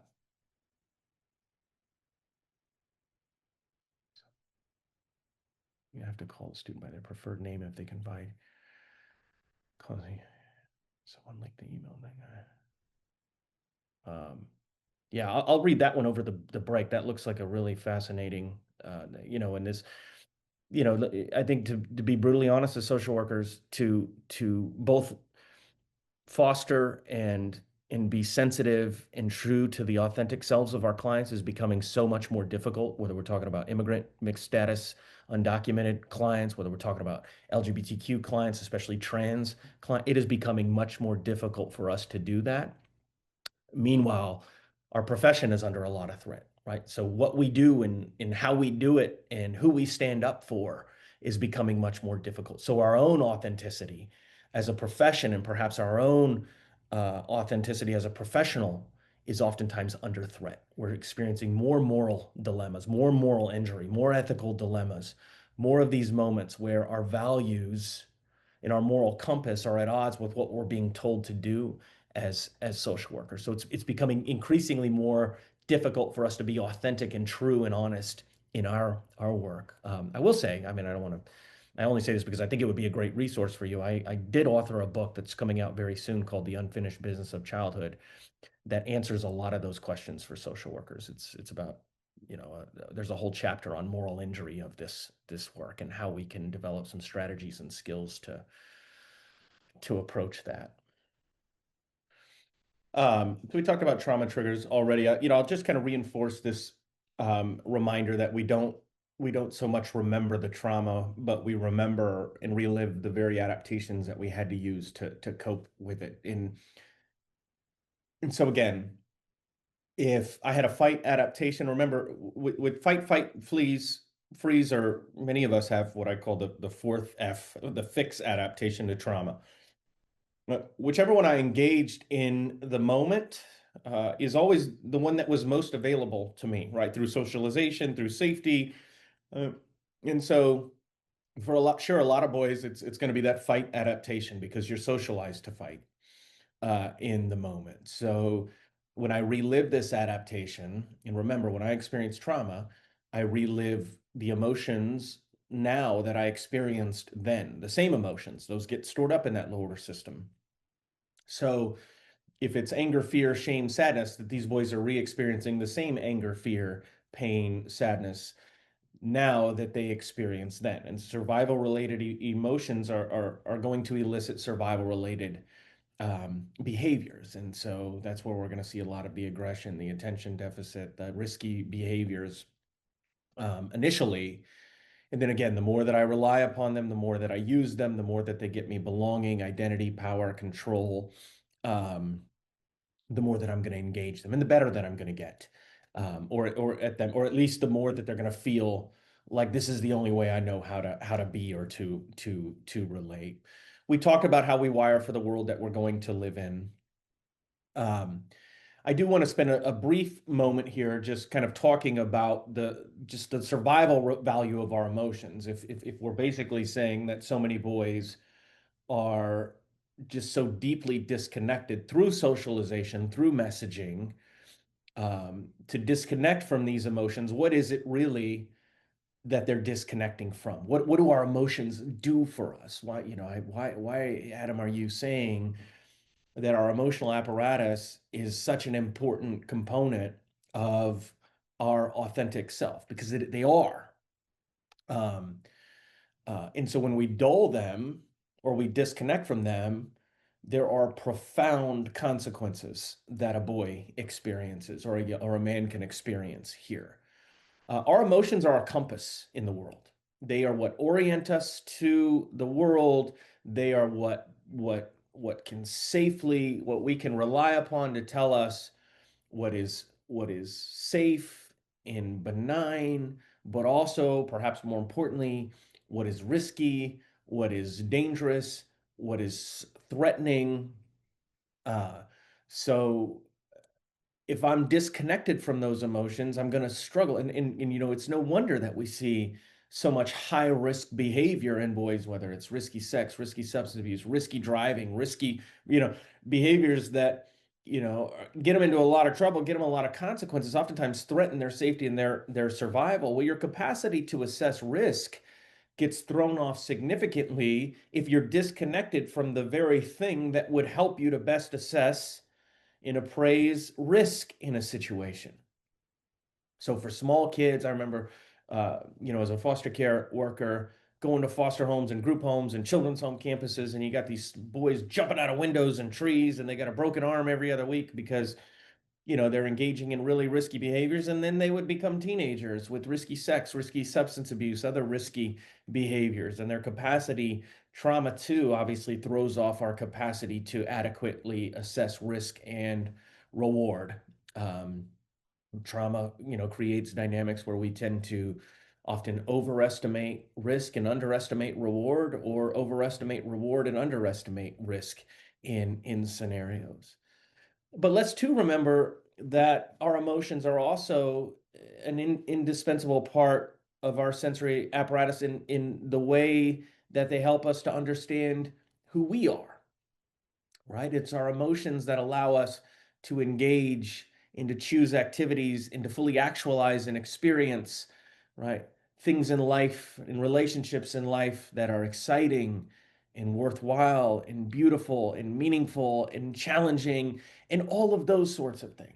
So not only are you disconnected from the emotions that would help you to engage in behaviors that keep you safe, but you're also disconnected from the ones that really allow you to experience the purpose, the meaning, the joy. And so absent of those sorts of things, I'm going to be much more vulnerable to engage in either behaviors, one, that if I'm not getting fulfillment, joy in relationships or in certain activities, I'm going to go elsewhere for those things. And so, just you think about all the numbing activities that so many boys are involved with right now, whether it's substance abuse, but gaming, scrolling, that sort of stuff, right? Those are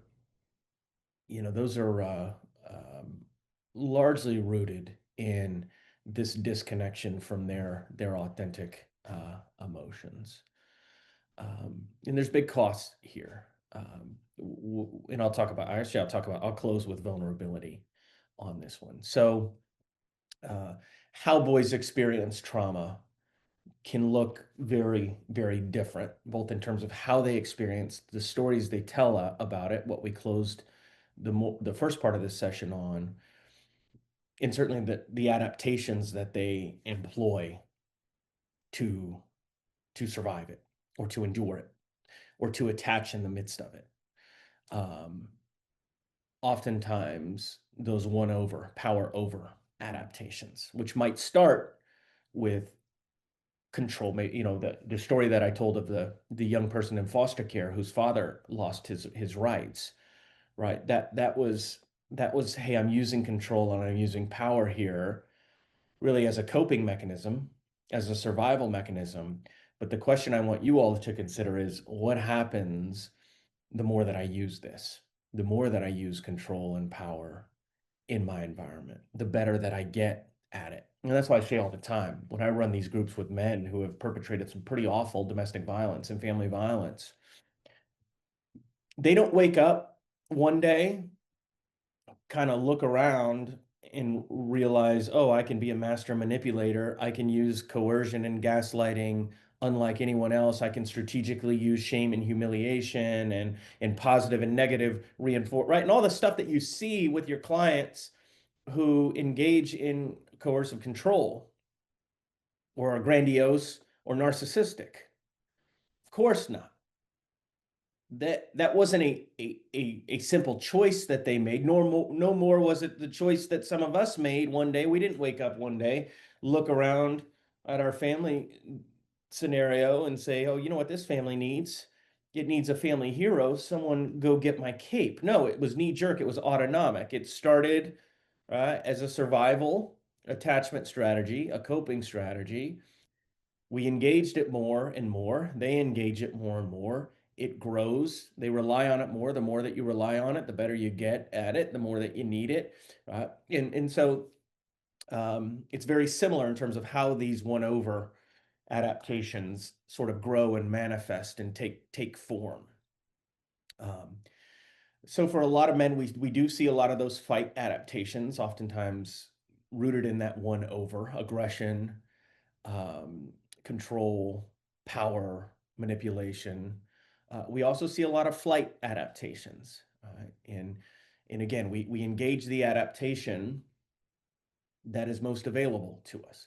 You know, I mentioned my father was a very abusive man, but the abuse started when I was very young. The first police report they have of family violence, my dad pulled me out of a car and cut me all up. I was under 2 years old. Well, you're two, you don't fight your dad. My dad was a big, strong guy. I never could have fought him. Uh, you don't fight your father. That's a trauma response not available to me. But flight was. Now I couldn't leave. I mean, you can't, you're a child, you can't leave home. But I have this incredible ability, even now at age 45, where I can be 5 feet away from you and completely flee flight. Like I'm in another place. Like I am close. That's my wife, right? I am closed off there. And she has a fight adaptation from childhood trauma. So she has to scream and yell to be seen and heard. And, you know, when she's scared or sad or upset or vulnerable, right, she gets angry and expresses that as anger. She's not angry. Yeah, she's hurt. She's sad. She feels unseen. She feels unheard, but she yells and screams. And then what do? I flee internally, right? I go, those walls come up around me, right? And the more she pursues, the more I flee. Right? And there's just kind of this pattern that follows us until you do, of course, the big heavy lifting and the healing work to change it, which we'll talk about here in a little bit. The work that is oftentimes off limits for boys and for men.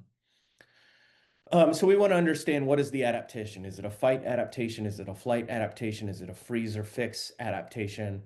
Right? What was available to them in the moment? Always remembering that the triggered part of us will always view the present through the prisms and the lenses of the past. And I really do encourage you to take this into your practice. When you're working with boys, when you're working with men, especially those with trauma, work around and ask yourself and ask them, and as you're advocating for them, maybe in schools or juvenile justice or foster care programs, how much of this has to do with the here and the now in the present, and how much of it has to do with the there and the then in the past. Trauma is a time machine. It's constantly taking these boys and these young men to the darkest, most threatening, scary, lonely moments of childhood. These are the scripts that they're working from, the stories that they're working from, and we have to be mindful of that. So I'm going to look at some data here, and this is some pretty alarming data. This is suicide data throughout adolescence. So on the first part of this chart, this is age. So these are 10 to 14 years old. This is when we start to see suicide in young children, early adolescents. You can see already from the start, blue box is boys, cisgender boys, yellow box, cisgender girls. From the start, we're already 3-1. And as you interpret this data, right, I want you to think about, right, and I hope you'll kind of ask, like, what could be going on here? Of course, we know that many, if not all, of these young people are going to have trauma histories. Some of them some pretty heavy trauma histories. But already from the start, to age 10 to 14, early adolescence, middle school age, 3 times more likely for boys to die by suicide than girls. Then we're going to look at 15 to 19, high school, middle adolescence, right? The most studied period of adolescence.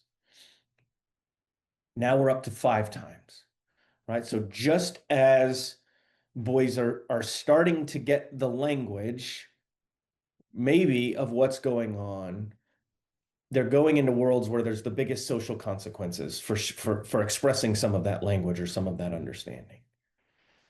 And then we're going to look here at young adulthood, late adolescence, the end of adolescence. Now we're up to college age. Right? Now we're up to 7 times the death by suicide rate for boys, cisgender boys, than for girls. And so we can look at this data, and we can recognize, okay, there are some obvious trends, some obvious dynamics that we know exist here. Boys often, if they're in distress, if they're feeling out of control, if they're depressed, or they're experiencing traumatic stress, they struggle to ask for help. Right? So let's start with that one. And we're going to use a trauma lens to really, really understand this. Okay. So let's go back to the beginning. In order to ask for help, I would have to know that I'm not okay, that perhaps internally I'm out of control. Perhaps I've reached a level of desperation or hopelessness or sadness or depression that I cannot handle this on my own. What I would need to be able to navigate that, right, would be the connection to the emotions, right, and the authentic self to be able to tell me that. And for a lot of boys, they're already, again, so disconnected. So it's asking for help is oftentimes not just, I'm too afraid to ask for help, I'm going to be perceived as weak.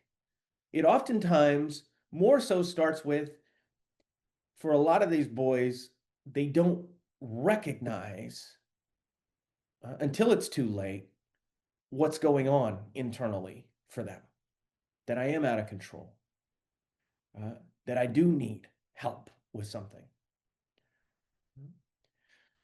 Next would be, or actually, before we get to this one, now I want us to think about the systems and the institutions that boys navigate that you would hope would be the ones that would recognize that they need help. When we think about male depression, especially, right, remember, we engage the behaviors, we engage the adaptations that are most socially acceptable for us.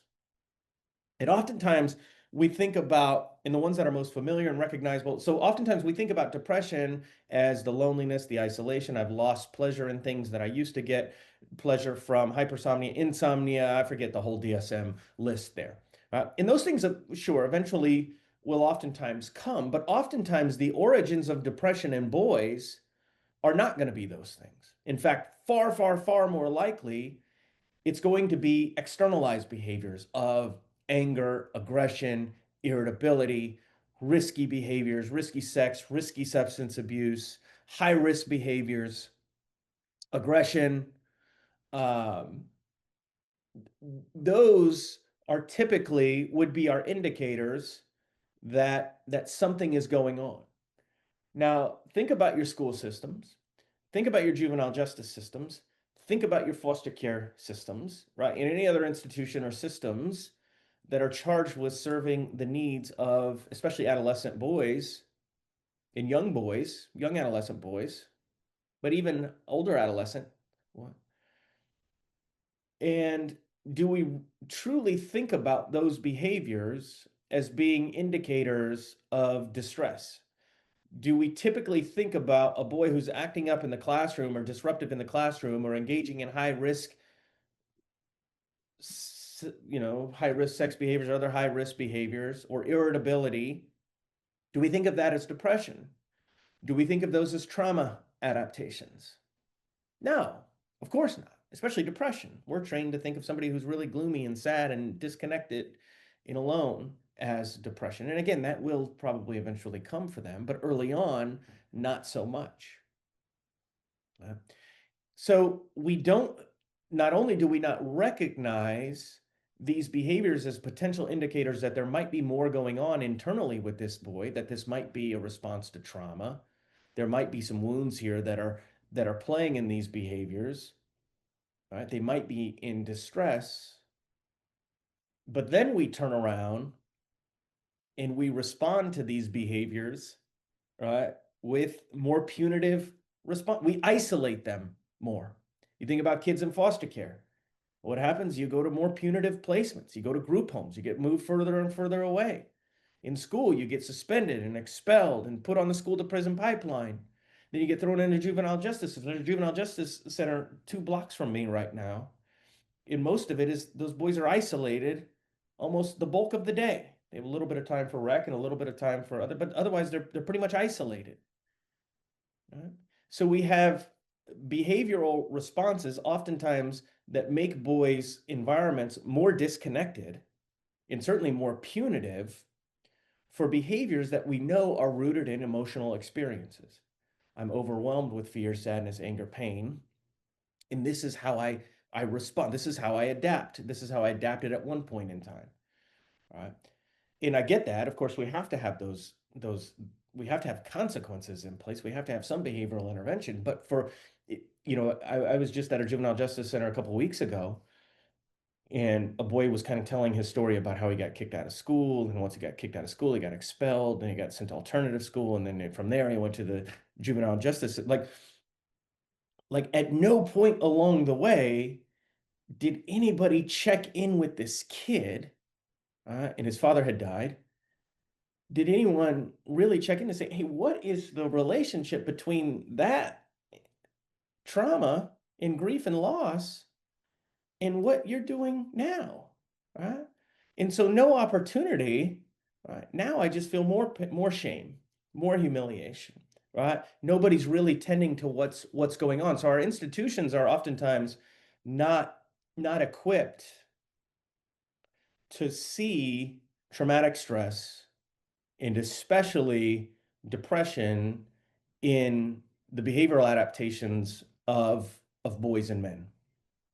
Uh, and again, I'm not suggesting that we don't need to have consequences. I mean, I'm a trauma informed person. Accountability is so important, but we can walk and chew gum at the same time, right? We can have the an appropriate level of accountability, and also not be so foolish to think that these behaviors are not rooted in some type of environmental experience, often trauma here, because we know that they are. And so I don't recognize what's going on. The people who are supposed to recognize what's going on, they don't recognize what's going on. But even if I were to recognize what's going on, now I have kind of the added challenge or obstacle, which I really, really want to make sure that we understand it is such a huge consequence for boys, especially, and for men. The weakness that comes with asking for help. There's a lot going on here. When I ask for help, right, for a lot of boys and a lot of men, it's not just a simple ask for help. It's it's actually an acknowledgement that I am too weak, you know. And if the message that you get all the time is you got to be tough, you got to man up all the time, you got to be a man. Uh, Now all of a sudden to ask for help, especially for help with my mental health, uh, is an acknowledgement for many of them that I am not weak, that I can't do this on my own, that there's something wrong with me. So even if I did recognize that I'm not okay, it's going to be really, really tough for me to ask for help. But let's say that I do, in whatever ways that I know how to. And I could do an entire workshop on what some of those ways are for boys and how we miss them. What we do not have in our culture, but especially amongst other boys, and especially amongst men, uh, is the emotional maturity or the specific skills to equip, especially boys and men, on how to be on the other end of that conversation. If I have a friend who is in distress, if I have a colleague who is in distress, uh, and they share that with me in whatever ways that they do, uh, what have I learned as a boy? What have I learned as a man to be able to recognize and to respond to that. And this is a problem. Right? And we talk about this in my groups all the time. Like just as important as it is to you to for you to do the work to be able to recognize what's going on in your inner world and to ask for help, we need to do just as much work, right? To learn to be the person that we need to be should a friend, a peer, a classmate, a sibling, a son, a brother, ask us for help to be able to recognize what's going on with this person. And I think that is a big problem. So even if I did ask for help, the people in my world might not know how to do that. Right? So now I might experience even more shame around that. And so, these disparities are really, really complex. And I teach a lot of like research in my classes, obviously. And what I tell my students all the time, whenever I show you these charts, you I want you to humanize them right away. If you see a chart that says that boys or young men are 7 times more likely to die by suicide than young women, what that should tell you is that shame and pain are working 7 times harder in that young man's life. If high school boys are 5 times more likely to die by suicide than high school girls, then the humiliation and the embarrassment and the trauma is working 5 times harder in their lives. Which means what we need to do is sometimes social work is really, really complex. Sometimes I think it's kind of easy. It means we got to work 7 times harder and 5 times harder to create a space that is vulnerable for these boys and these young men. We got to work 7 times harder to recognize where there might be depression or traumatic stress in their lives. We got to work 7 times harder to work to transform the systems and the institutions to be able to better recognize and respond to the pain and the suffering and the depression and the fear and the sadness of boys and for men. I told you at the beginning of this lecture, I said, hey, the reason that we often or almost always choose attachment over survival is because, or attachment over authenticity is because we don't survive without it. And of course, I use that baby in a briefcase analogy to kind of illustrate that. He doesn't make it without me. He needs me. So he's going to do whatever he can to keep me. He does not survive without that attachment. Well, we look at this data. Let's look at, I've got another chart here I can pull up. I'll come back to all of this. Oh no, I don't have it here. Sorry. Sometimes I have a second chart that looks at overdose data in boys and young men, 2 to 3 times that of women and girls. These boys, you think of LGBTQ kids too, 8 times more likely to die by suicide if you grow up in an environment that rejects your identity than if you grow up in one that fully affirms and accepts it. 8 times more likely to die by suicide, 6 times more likely to meet clinical criteria for depression for kids in rejecting families to those in accepting families. Boys, 7 times more likely to die by suicide in young adulthood than girls. How important for them is authenticity to their survival here? It's almost as important as attachment is to that baby. And so I say this because I want us to understand how important authenticity is for all of us, but especially for these boys and these young men. And to help us to understand, and perhaps there's no greater statistic than this one to show us just how far removed, how far disconnected so many boys and so many young men in our society are from their authentic selves, their authentic emotions especially.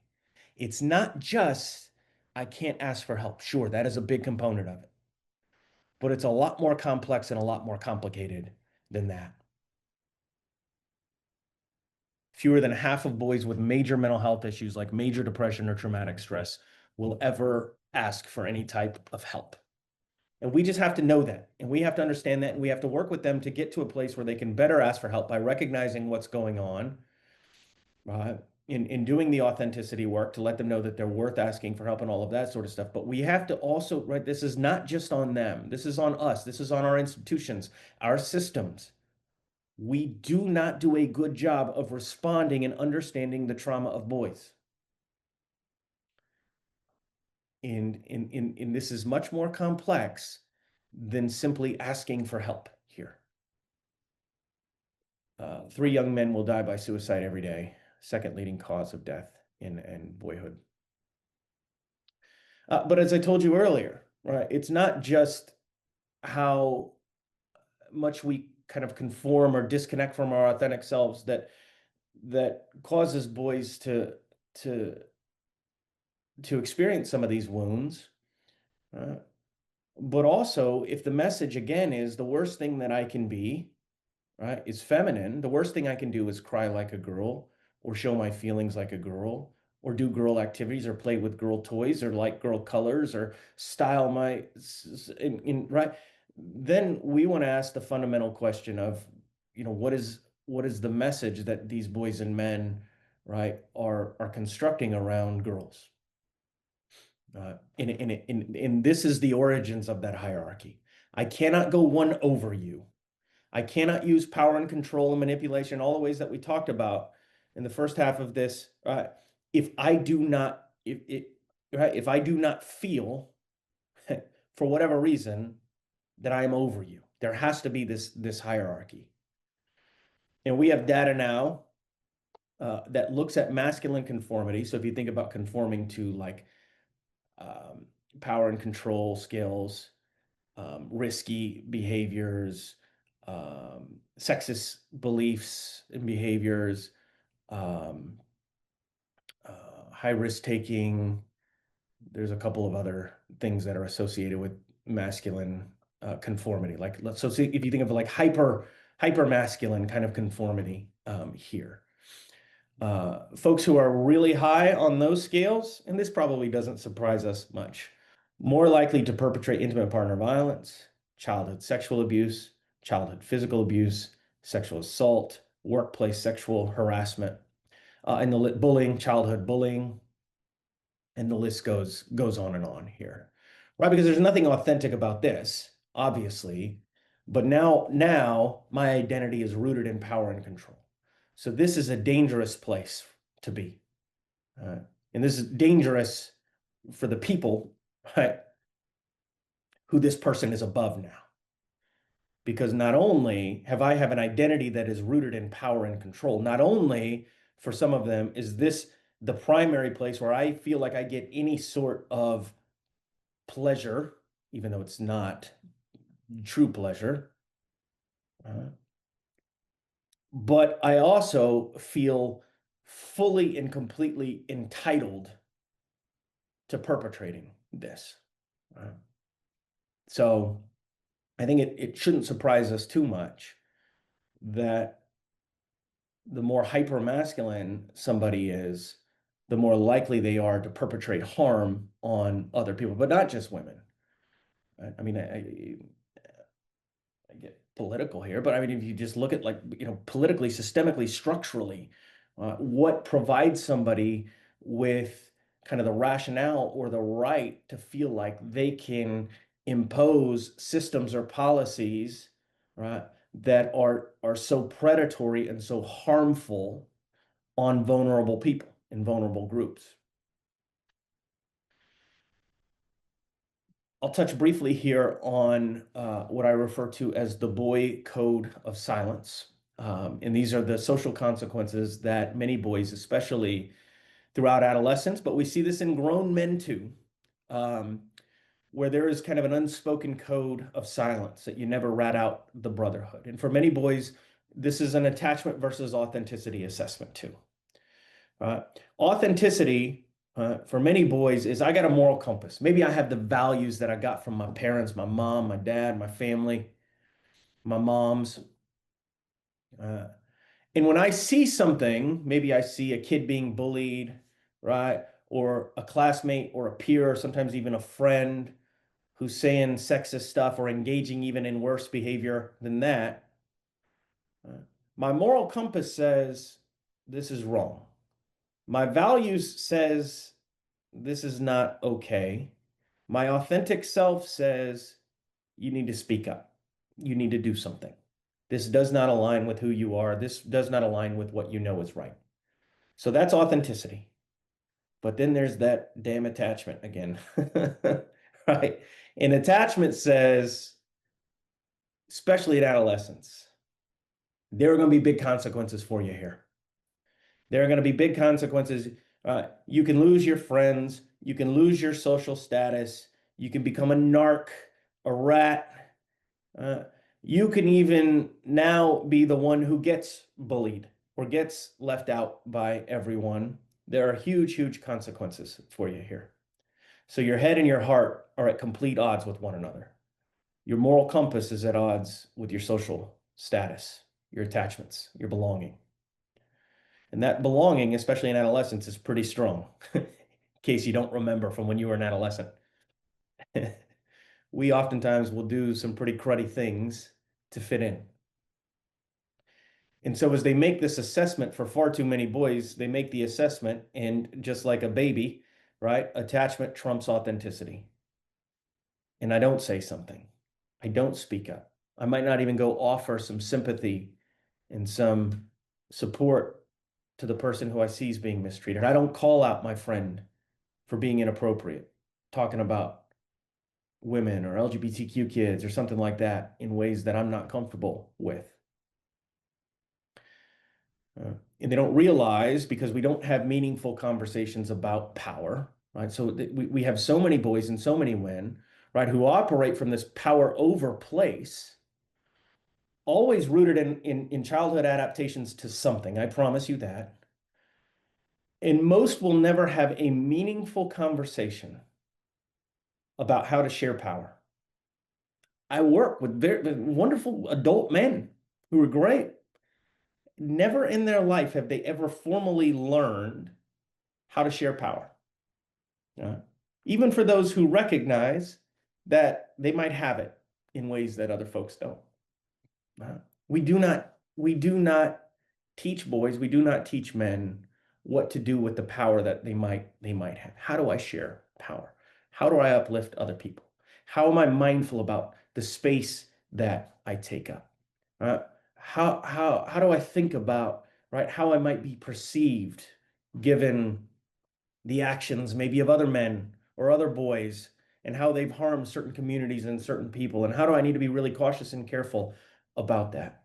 Right? We don't have any meaningful dialogue about how to share power, how to empower, share power, for many boys. So oftentimes in these moments, and this is not to not hold folks accountable. It's to understand. This is not an excuse. This is an explanation. Uh, we saw this during the Me Too movement. All these powerful, awful men doing horrible stuff. And for every single one of them, there was a line of other men who were aware of that behavior.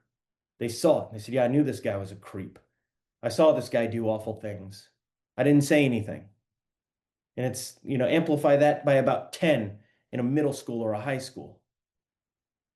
Because your acceptance in the group is rooted in survival in many ways. It's your strongest drive.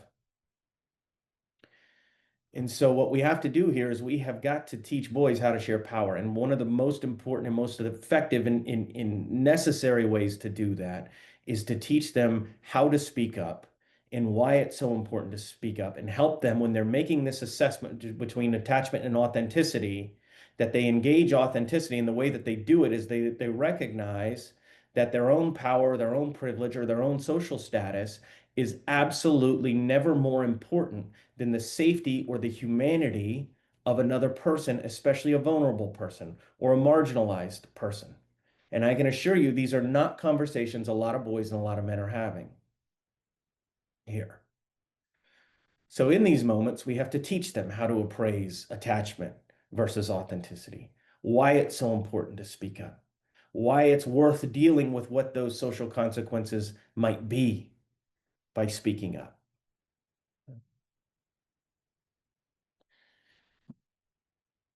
And we're definitely going to spend some time on connection. Let's think about a baby for a second. A baby's born in a hospital.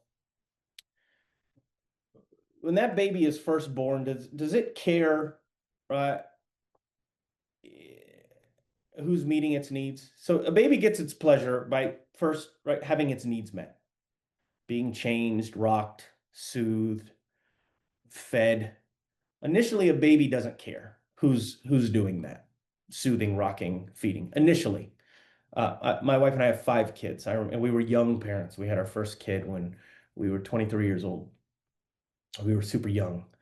And I remember the nurse came in. It was a really long delivery, really heavy delivery. And the nurse came in after a couple hours and she said, "Why don't you let us take the little baby Emma, and mom and dad, you guys get some rest."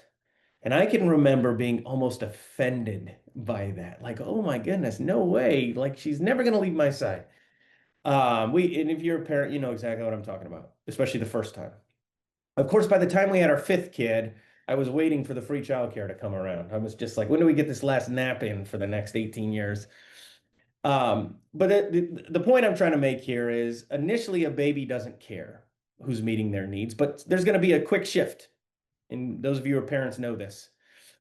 Sometimes it can be frustrating for a parent, right? And the shift is going to come not from having their needs met, but their greatest pleasure comes from the person who's meeting those needs. And sometimes as a parent, that can be tough because you want to take a nap and you just want to hand the kid off to their aunt or uncle and they want mom or they want dad. It's actually really sweet. But what's happening in the brain, the neurobiology of what's going on there is so important.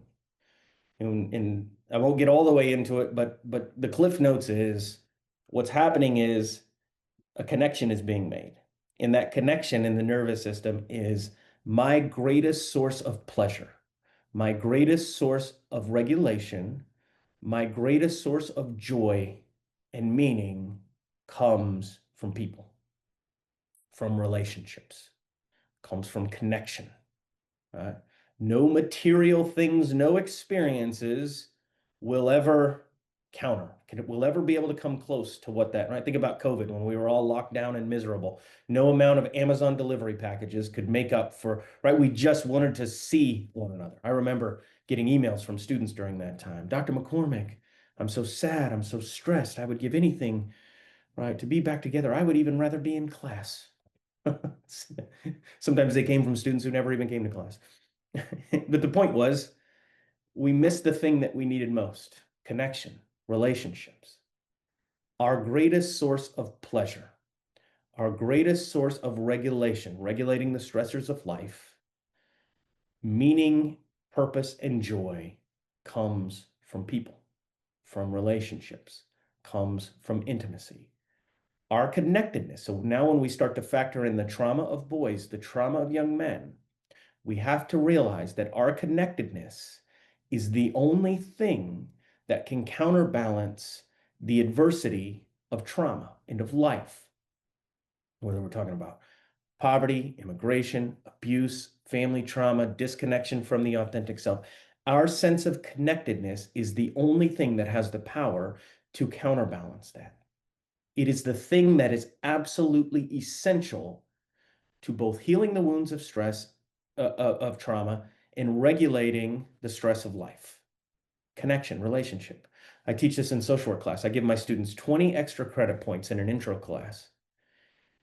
If you go do something that is self-regulating, you go to the rec center on campus, you go for a hike, you can read a book. I'll give you 20 points if you can prove to me that you did this self-regulating activity.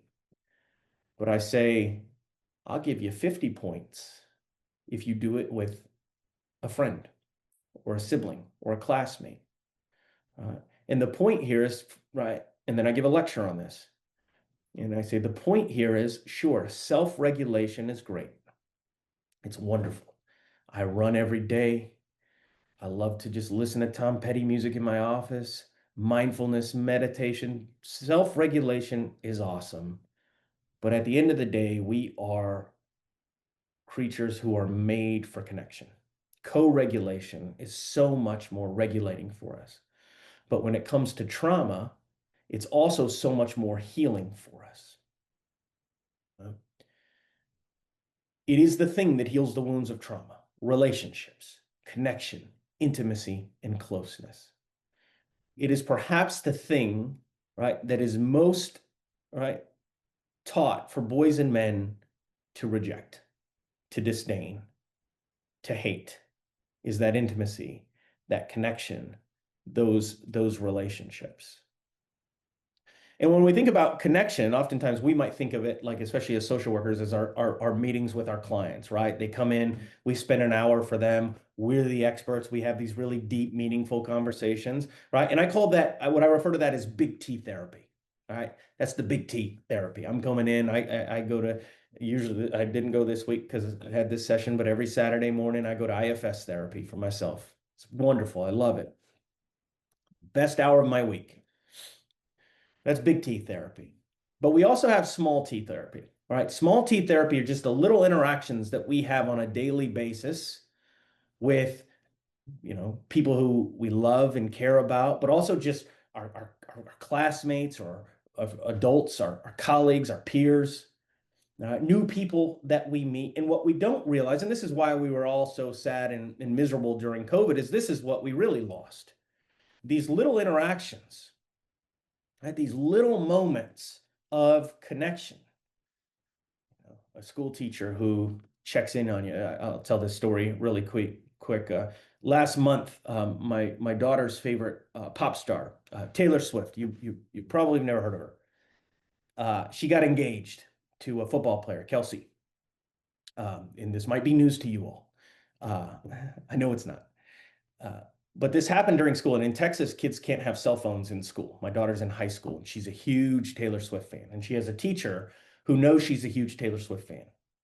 So this teacher is reading her computer on her computer and gets the news that Taylor Swift is getting married, got engaged. So she closes her computer, she walks out of the classroom that she's in, she runs across the building to Serene, my daughter's class, disrupts the class, says, I need to pull Serene out of class for a second, pulls Serene out of class and says, Serene, something big happened. I'm sure Serene is probably like, is my family okay? Right? And she says, no, this is even bigger than that. Taylor Swift got engaged. And then they celebrate, they have a moment, and then Serene goes back in her classroom. And I thought about that moment as while she was telling me about it, and later on that night. And I thought about this model right here, and just thought whether the teacher realizes it or not, and probably not, how big of a deal that would be on a child's nervous system. Without, maybe even if it doesn't even consciously get to that point to say, hey, this teacher, the second that she got this news, of all of the people in her life, of all of the students in her life, she thought of me. And this was so important to her that she ran across the school, pulled me out of class to tell me this, to celebrate this moment, right? These are those small, and we have these with peers, we have these with our friend. Hey, just a peer checking in on you. How you doing? Right? My son has another teacher who every day they argue about who is a better basketball player, Michael Jordan or LeBron James, right? And my son loves it. And he builds up arguments, and he goes into class the next day and he argues that LeBron James is better than Michael Jordan. It's a crazy argument, but he does it. These are those little moments of connection. In Bruce Perry, who's a brilliant author, and somebody referenced a book that he wrote in the chat, What Happened to You, a fantastic book. I recommend it for everyone. But he talks about the impact that this has on the nervous systems of kids, that these little interactions, the more relational health that they have, the more healthy day-to-day little interactions, not sitting down for an hour with your social worker, right? Those are great. We know that. But these are actually incredibly regulating, but for trauma survivors, they're really healing. This is how their nervous system heals. Safe, rewarding, connected relationships. And not only are many of our boys so disconnected that they're not having these, many of the boys in the institutions and the systems that we work in, they're especially not having them. So this is some research from Bruce Perry. This chart on the left here, with all of the little lines in it. This was a study where he had a team of researchers go at and track 12-year-old to 15-year-old kids. And he just tracked their daily interactions with family, peers, and so it works like as a clock. Family, peers, friends, coaches, teachers, that kind of stuff. And every one of these circles kind of is supposed to be symbolic of like a certain level of their support system. It doesn't really matter. The big point is here, right? Is in this chart, these were kids in what he deemed to be very relationally rich and healthy environments. So you can see here a lot of interaction going on, a lot of those little moments, a lot of those teachers checking in, a lot of those moments of peers where you're laughing and joking and having fun, talking about Taylor Swift or Beyonce or LeBron James or whatever they talk about, right? Lots of interaction, lots of opportunities to regulate your nervous system. And if you're a survivor of trauma, a lot of moments that offer these little doses of healing. And that's awesome for those kids. But we got another chart over here. Same study, same theory, same researchers, but they looked at another group of 12 to 15-year-old kids. These were 12 to 15-year-olds in Texas foster group homes outside of the Houston area here in Texas. What I oftentimes refer to as the warehouses out in the woods, having spent 25 years working in the Texas foster care system. And this is what their days look like, what their interactions look like. Almost no interaction, no engagement. And so there's 2 points I want to make here. One is boys in general, because we're so isolated and they're spending so much time in isolation, gaming, secluded, scrolling, uh, they're not getting the doses of interaction and connection that they would need to regulate stress and certainly to heal the wounds of trauma. But those who have the most trauma, kids in foster care, kids in the juvenile, I went to the juvenile justice system. I think I already told you guys this just a couple weeks ago here in Texas. These kids are isolated almost the entire day, disconnected from the very thing that they would need to heal these wounds. And so I wanted you guys to kind of get a sense of kind of the intersectional nature of this, disproportionately for kids who are poor, or kids who are navigating some of the systems that we work in.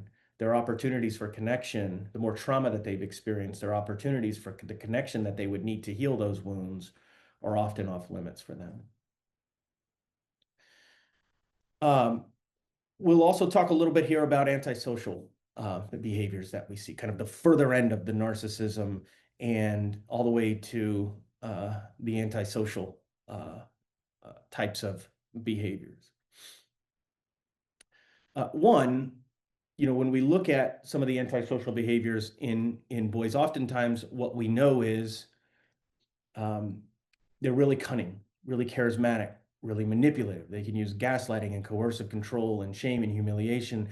They oftentimes are very tuned in and keyed into the nervous systems and the emotional systems of the people who they coerce and manipulate and eventually harm. That is a trauma behavior that comes from somewhere. I remember when my wife and I lived at the children's home, we lived with a young person. We'll call him Jacob.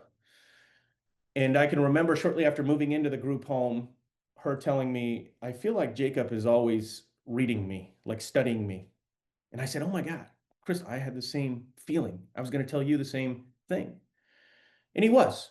He was always reading and studying. And what we would learn is that when he was very much smaller, this was a survival strategy. He was in a very dangerous environment to experience some horrible family violence, physical abuse, and sexual abuse. Is when he was 2, 3, 4, 5 years old.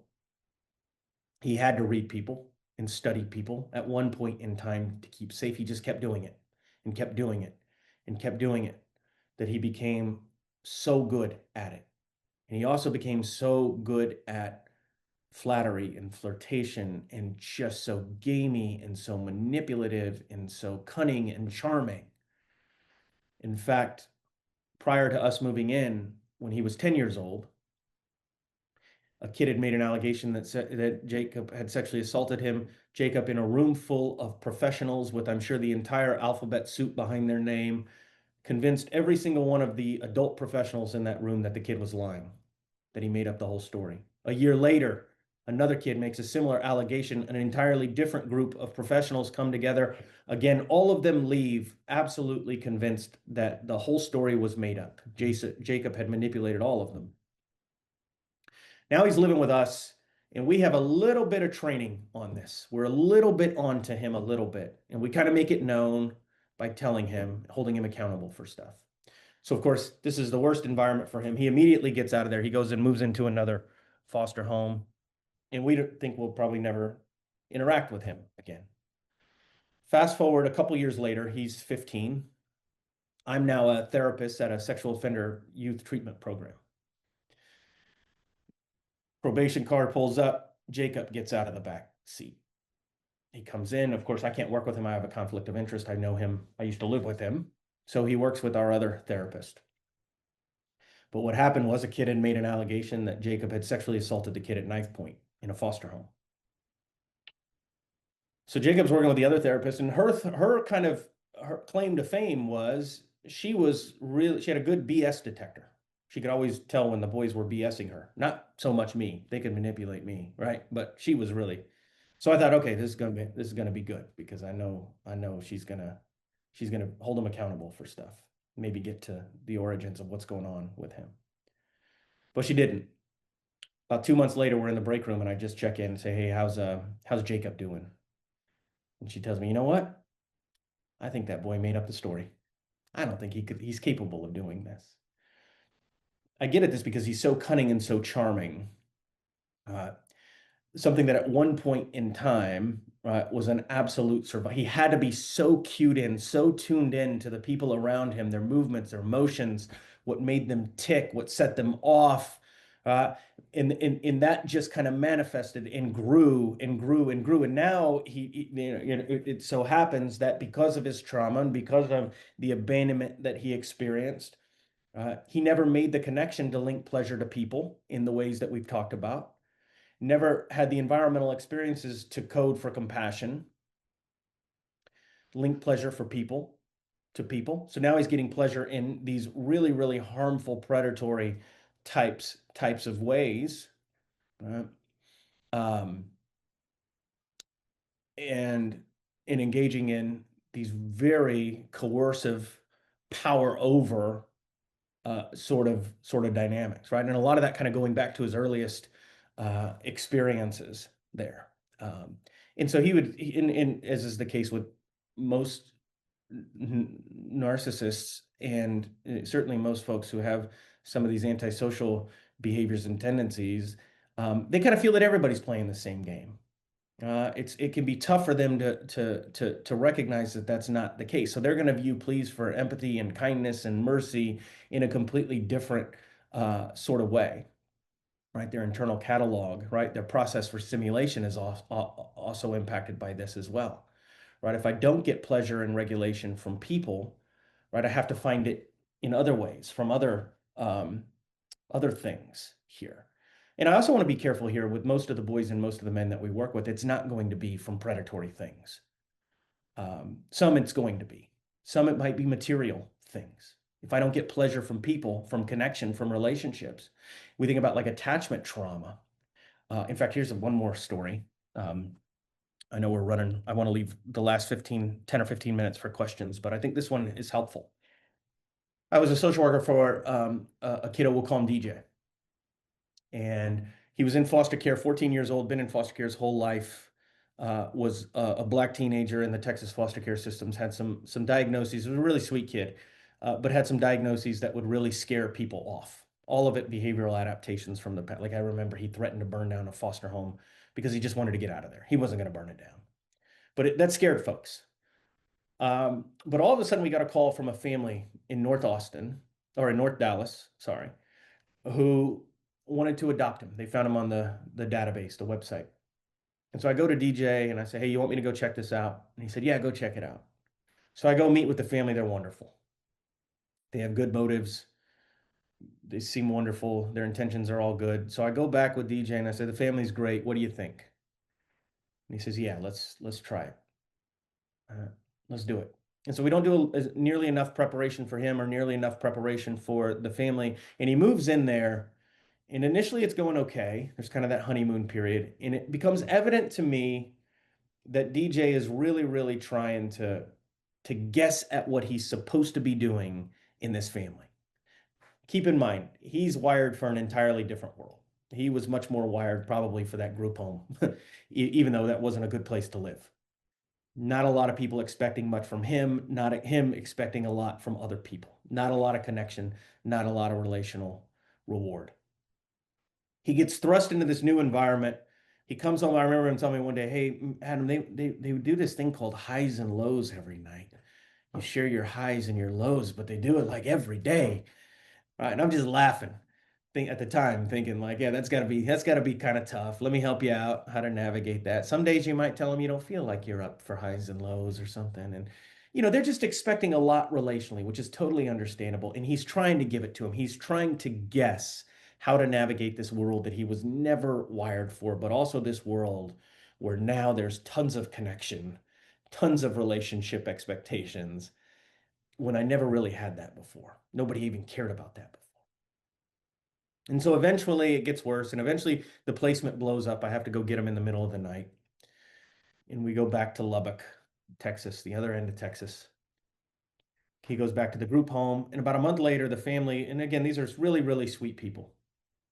Uh, they say, hey, we hated how that ended. We would love if you could bring DJ back so we can share with him something that we think would be helpful for closure. I said, that's a great idea. So I take them back and they all share kind of these heartfelt messages, how much you mean to me. I'll always remember going to the Cowboys football games. And it's very, very sweet. And then it gets to DJ and I said, DJ, I know I told you to prepare something. Did you have something you wanted to say to the family? And he said, oh no, I just wanted to see if I could get my Xbox. But in that moment, I certainly had a sincere sense of empathy for the family, but also for DJ. This wasn't a world that he was wired for. And he just didn't get the same meaning in stimulation from that connection as he would have without all of those attachment wounds and disruptions. He came into foster care when he was 8 months old.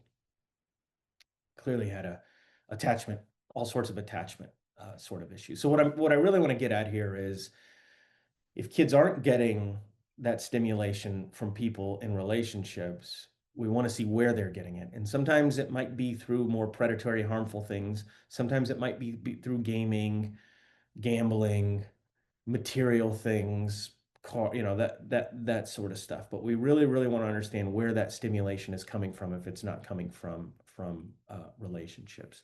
So I want to close out this last part with just some of those tangible things. What can we take from this? One, the first thing I'm going to ask you to do or encourage you to do, and this one is simple, but it goes further than any of the others. And I promise you, if you are a social worker who does this, you'll be about 1 in 100.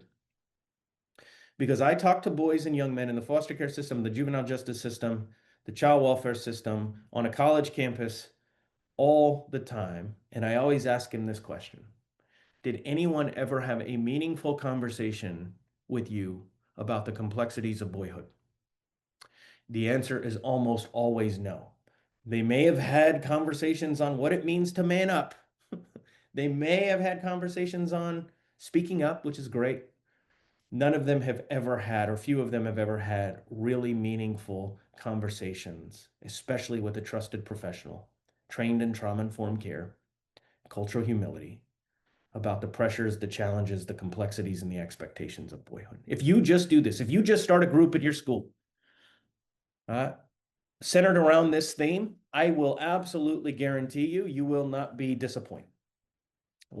I've run hundreds of these groups in different settings now, sometimes with some of the toughest kids and adults imaginable. I've never had one that it hasn't, in a very short time, turned into a space of immense vulnerability. Boys and men are dying to talk about this stuff, whether they realize it or not. If we simply give them the space and we have the skill set in the trauma informed care, right, understanding and the cultural humility and the clinical skills to be able to create that space, we just have to try it out. And it certainly does not have to be men to do this work. We would be doomed if it were. You look at the gender breakdown of our workforce, it's 84% women. So just talk about the price. If you have individual clients, right? Start asking these questions, especially if you work with kids and teenagers and adolescents. Help them to develop the language for that inner experience. Help them to develop the capacity to talk about, engage those emotions that have been feminized: fear, sadness, pain, vulnerability, shame. So many of these boys are ruled in their lives and they don't even realize it by shame. They have no words for it. They do not recognize the amount of shame that they're experiencing. The problem with shame is, uh, well, at one point in time, this is emotion that was absolutely necessary for survival and all of that sort of stuff. Right? But like many of these adaptations, they wear out their welcome. And for a lot of these boys, shame is doing a ton of work that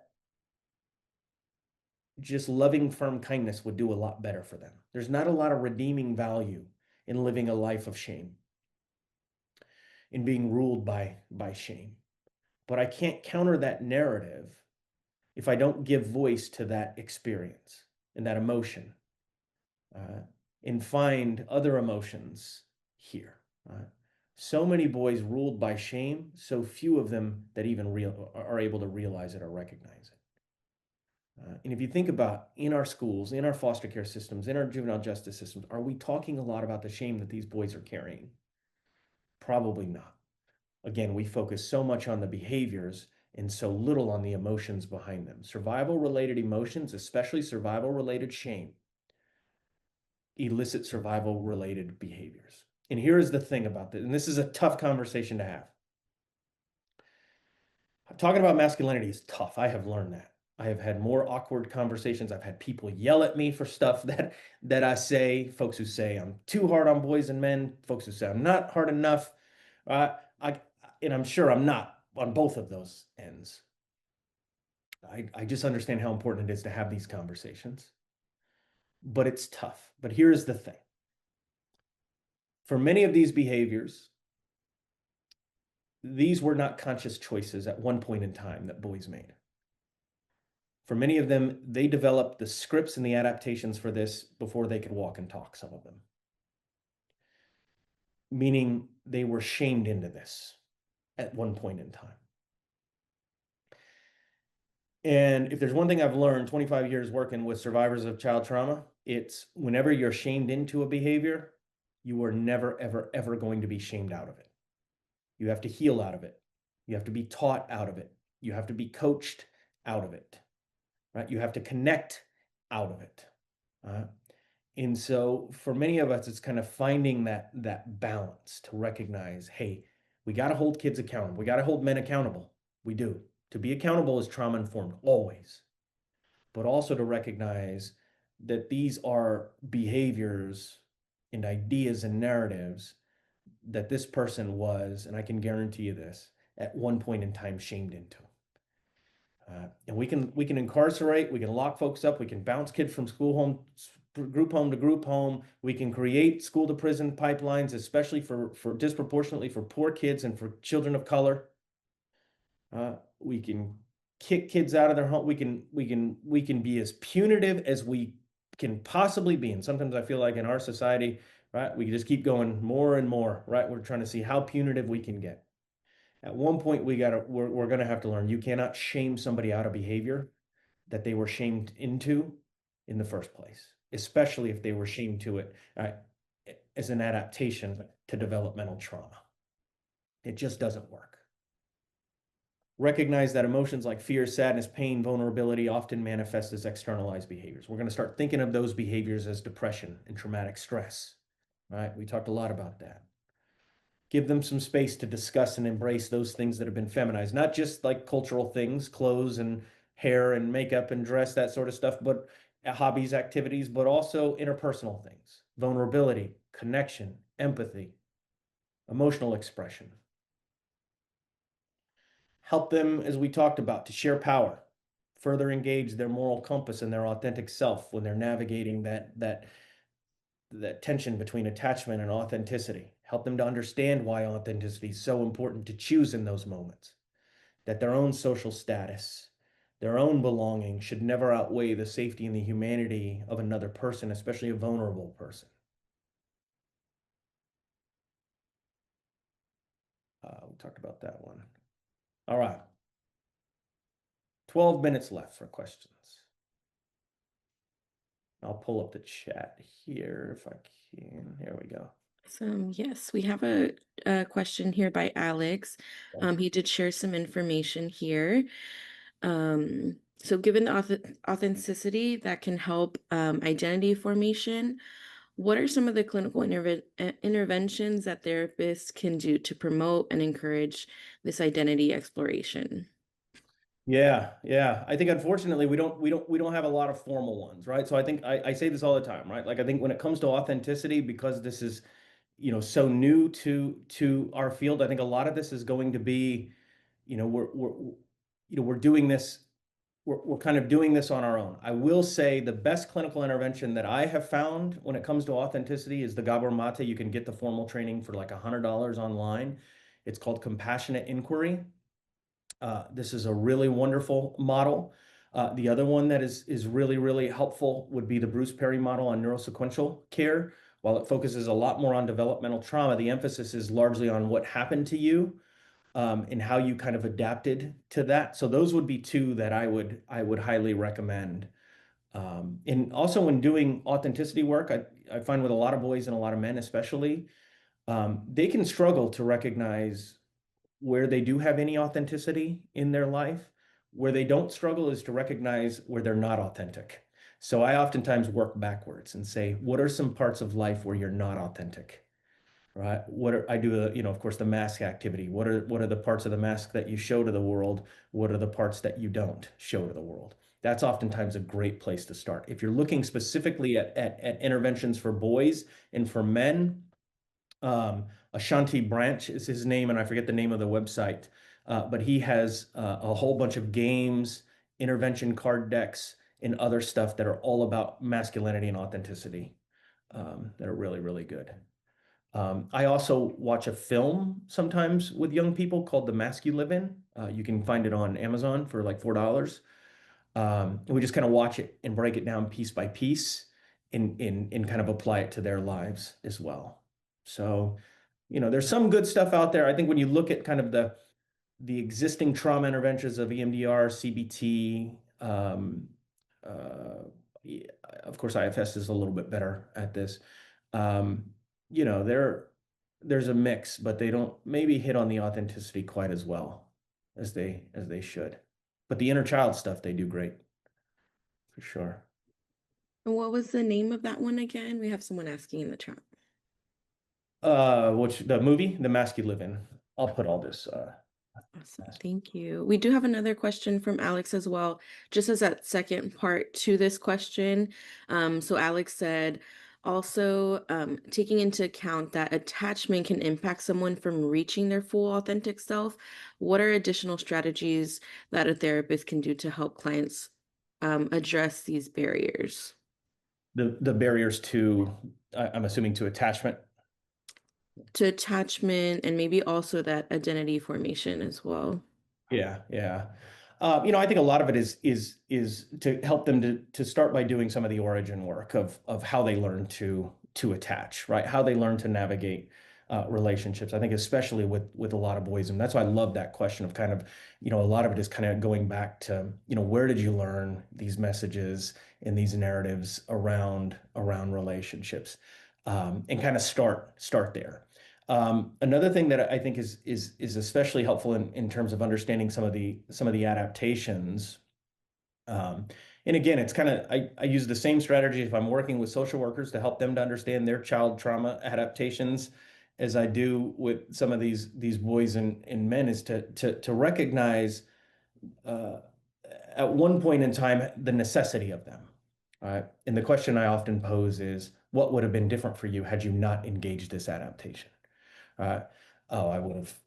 I would have lost all my attachments. I would have had no standing in my family. My family system would have imploded. I wouldn't have survived, right? To help to recognize that, hey, at one point in time, right, there was something right about this. But what was perfectly adaptive then is oftentimes perfectly maladaptive for you now. Um, but I can't really understand why something is problematic now if I focus entirely on why something is problematic now, and I don't have any understanding of the origins of the behavior, right? So perhaps the better question when you're doing the intervention is not so much uh, what is wrong about this now, but what was right about it then, and why did I use it then? When did I use it? What did it do for me? And these could be attachment. What did I do to get belonging and attachment, behavioral stuff? It doesn't matter.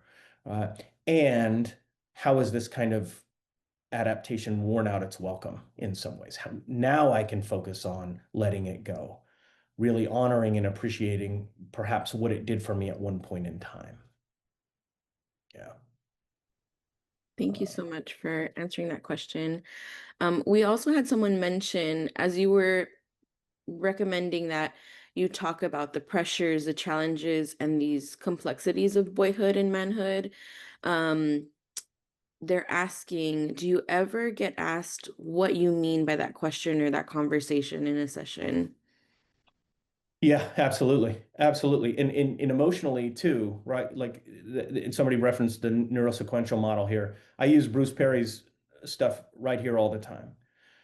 For so many boys and so many men, right, their emotional language is we develop sequentially, and if we don't have certain experiences because our environment doesn't offer them to us, so if I don't grow up in an environment where I'm able to develop emotional health or emotional intelligence, I may be 15 years old, but emotionally, in terms of my emotional intelligence, I might be much younger. So what I encourage folks to do with questions like that is to really, really try to understand not where somebody is chronologically, but developmentally, right? They may not really when you say, what are the pressures of being a boy?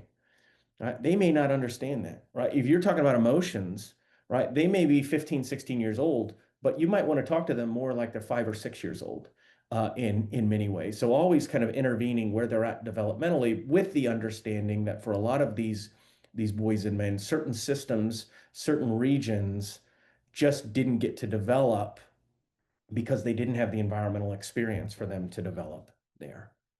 That's a great question. Yes, and then just one last question here. Do you have any ideas that help boys to heal from insecure attachment or detachment to being humans as that are securely attached? Let me see. Let me try to From read this. Christy. Do you have any ideas that help? Help boys to heal from insecure attachment or detachment to being humans that are securely attached. So, um, I mean, again, I think when it comes to the attachment stuff, simply having those conversations for a lot of boys are going to be huge, right? Not a lot of boys out there are having conversations about how they learned how to attach. What are the narratives that they constructed about their sense of worth and value in relationships? What are the ways that they adapted to their environment to keep attachments or to have some sense of belonging? So I think simply by just engaging in those conversations for a lot of the boys and a lot of the men on your caseload, right, you're going to be ahead of about 99% of people in terms of they're just not having we do not think so much about kind of attachment uh, patterns and dynamics and strategies and survival strategies around attachment and a lot of it I think goes back to the fact that we devalue so much the sense of belonging in relationships for boys from very early on. We just don't view it as being nearly that important for them. Now, unless any of us knows anything about biology that I don't, uh, uh, there's no difference in terms of how important those connections are, right? In terms of our evolution, it was just as important for them thousands of years ago to be accepted by the tribe. You think about our baby in the briefcase, right? It would be just as important for him to be accepted as it would for anyone else here. So I would just begin by helping give words and language and understanding to how they learn to attach and what are some of the ways that they adapted around that. I hope you enjoyed this continuing education course from Agents of Change. Want to earn your CE credits for this course? Visit agentsofchangetraining.com or the link in the description to purchase the course and take the post test. If you're looking for more CEs, check out our unlimited plan. You will get unlimited access to 150 plus ASWB and NBCC approved continuing education courses for one low annual fee. We're always adding new courses. Did I mention we also have 5 free CE credits available too? Check it out at agentsofchangetraining.com.